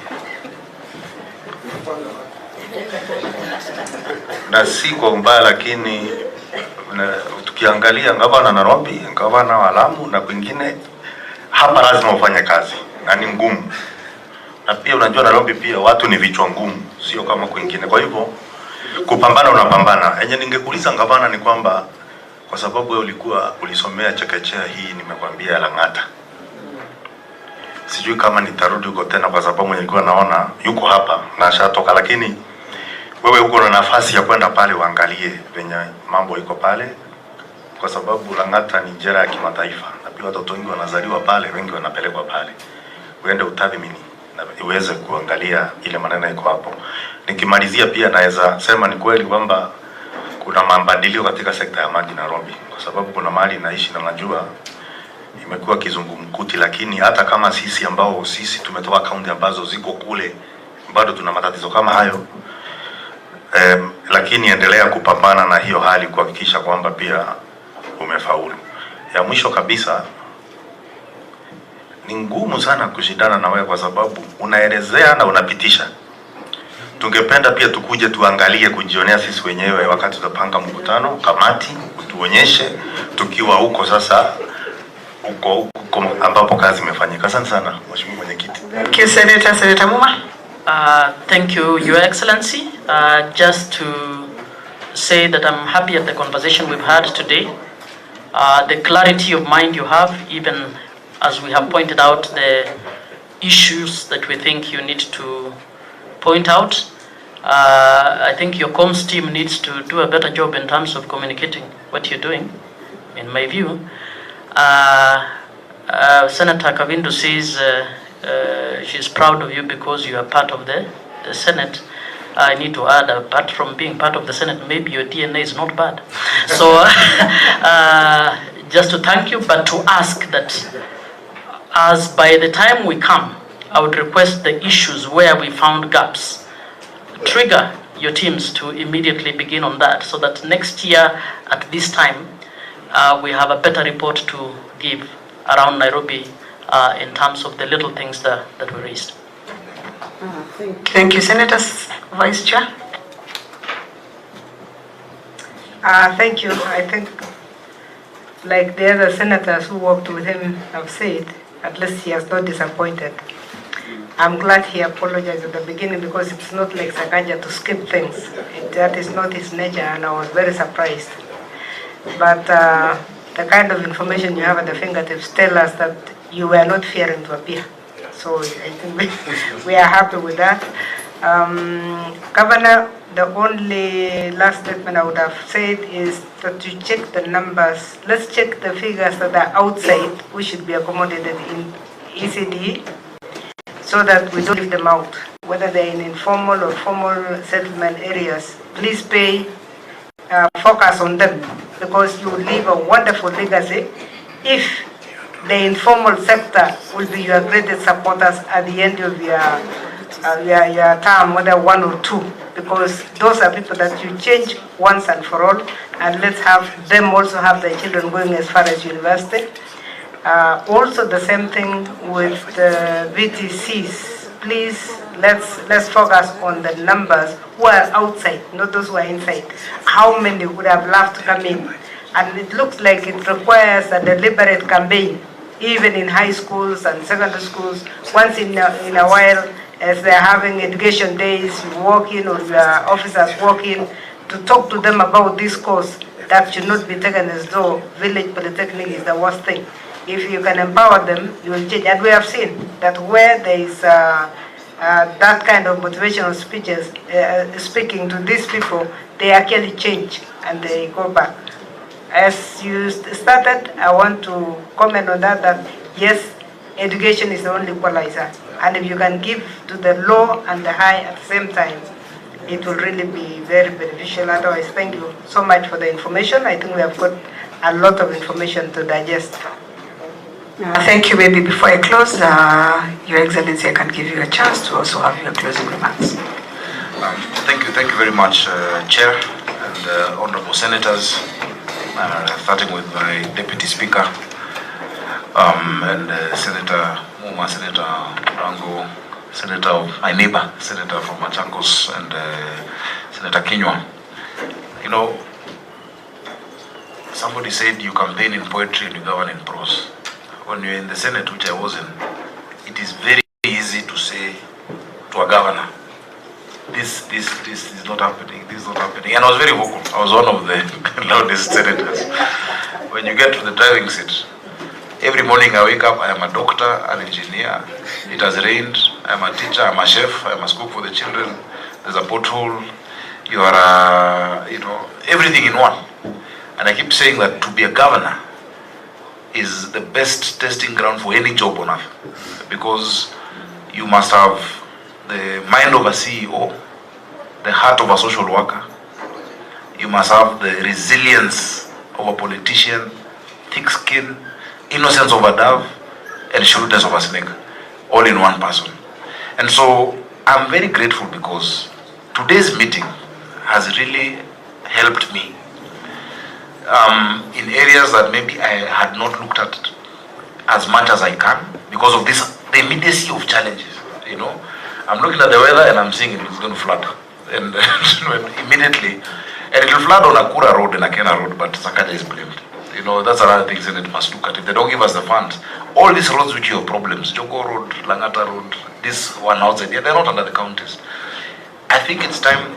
And I would want to work on, I'll take some time, maybe a few days, to work on a paper that I would want to come with to the Senate, even maybe through COG, on areas that I've seen have gaps in devolution, so that you can support. Because those are areas where you will find now, casualties in counties, not because of their own doing, but because of the structural, challenges or systemic issues that come with devolution. I want to assure you that you will see a marked improvement on these areas. Again, I am sorry that I missed the other meeting. I would never, normally I'm told when I'm called to Senate, first of all, the media are more than usual. I don't know why, but I like them, they're my friends. And there is quorum. And so when people have come from different parts of the country and then you're not there, it was not something of my doing. And I thank you that you accepted that apology. Because, in the poll in my office, they kept that summons on my desk until yesterday. I told them, please, this thing is giving me a bad feeling. Can you take it out of my, I've seen it. You can't keep it just hanging there on my desk. And it's not something that I would want to happen again. So please, we will welcome you to the city. Don't come with one of your colleagues I saw fighting somebody somewhere. That one we will not accept him, because I like how we are very pragmatic. This oversight is to help.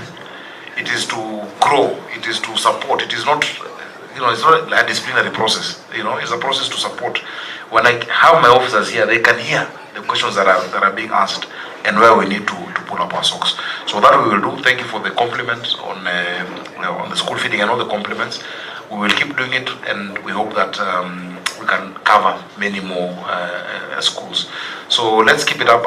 Senator Catherine, Senator Auntie, I can't just call her senator without giving her the respect.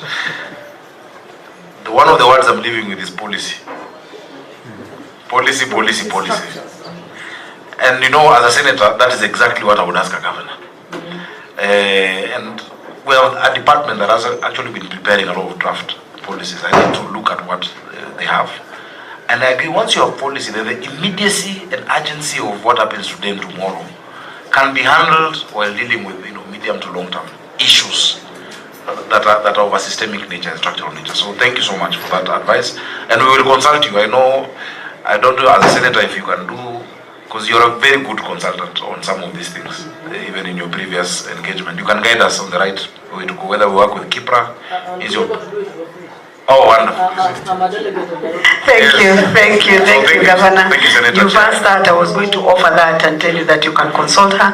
Governor, one reason why you say that the press is always full house and there's full house in the room is because we want to remind you we are also residents of Nairobi.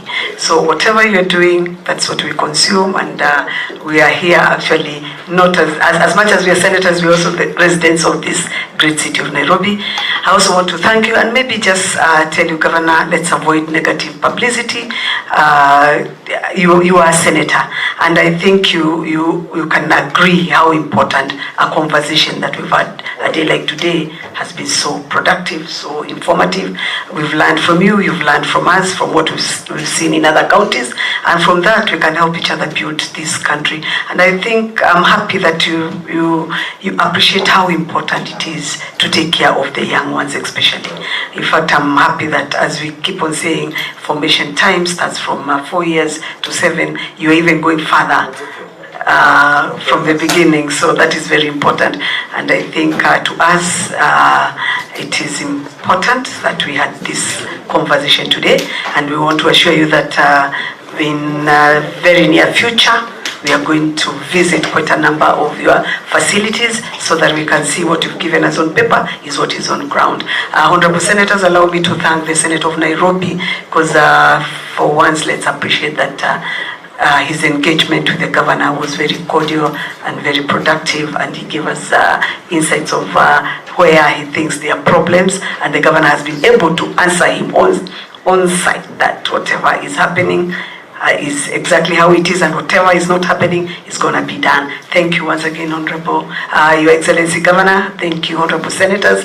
The meeting stands adjourned until Tuesday. Thank you.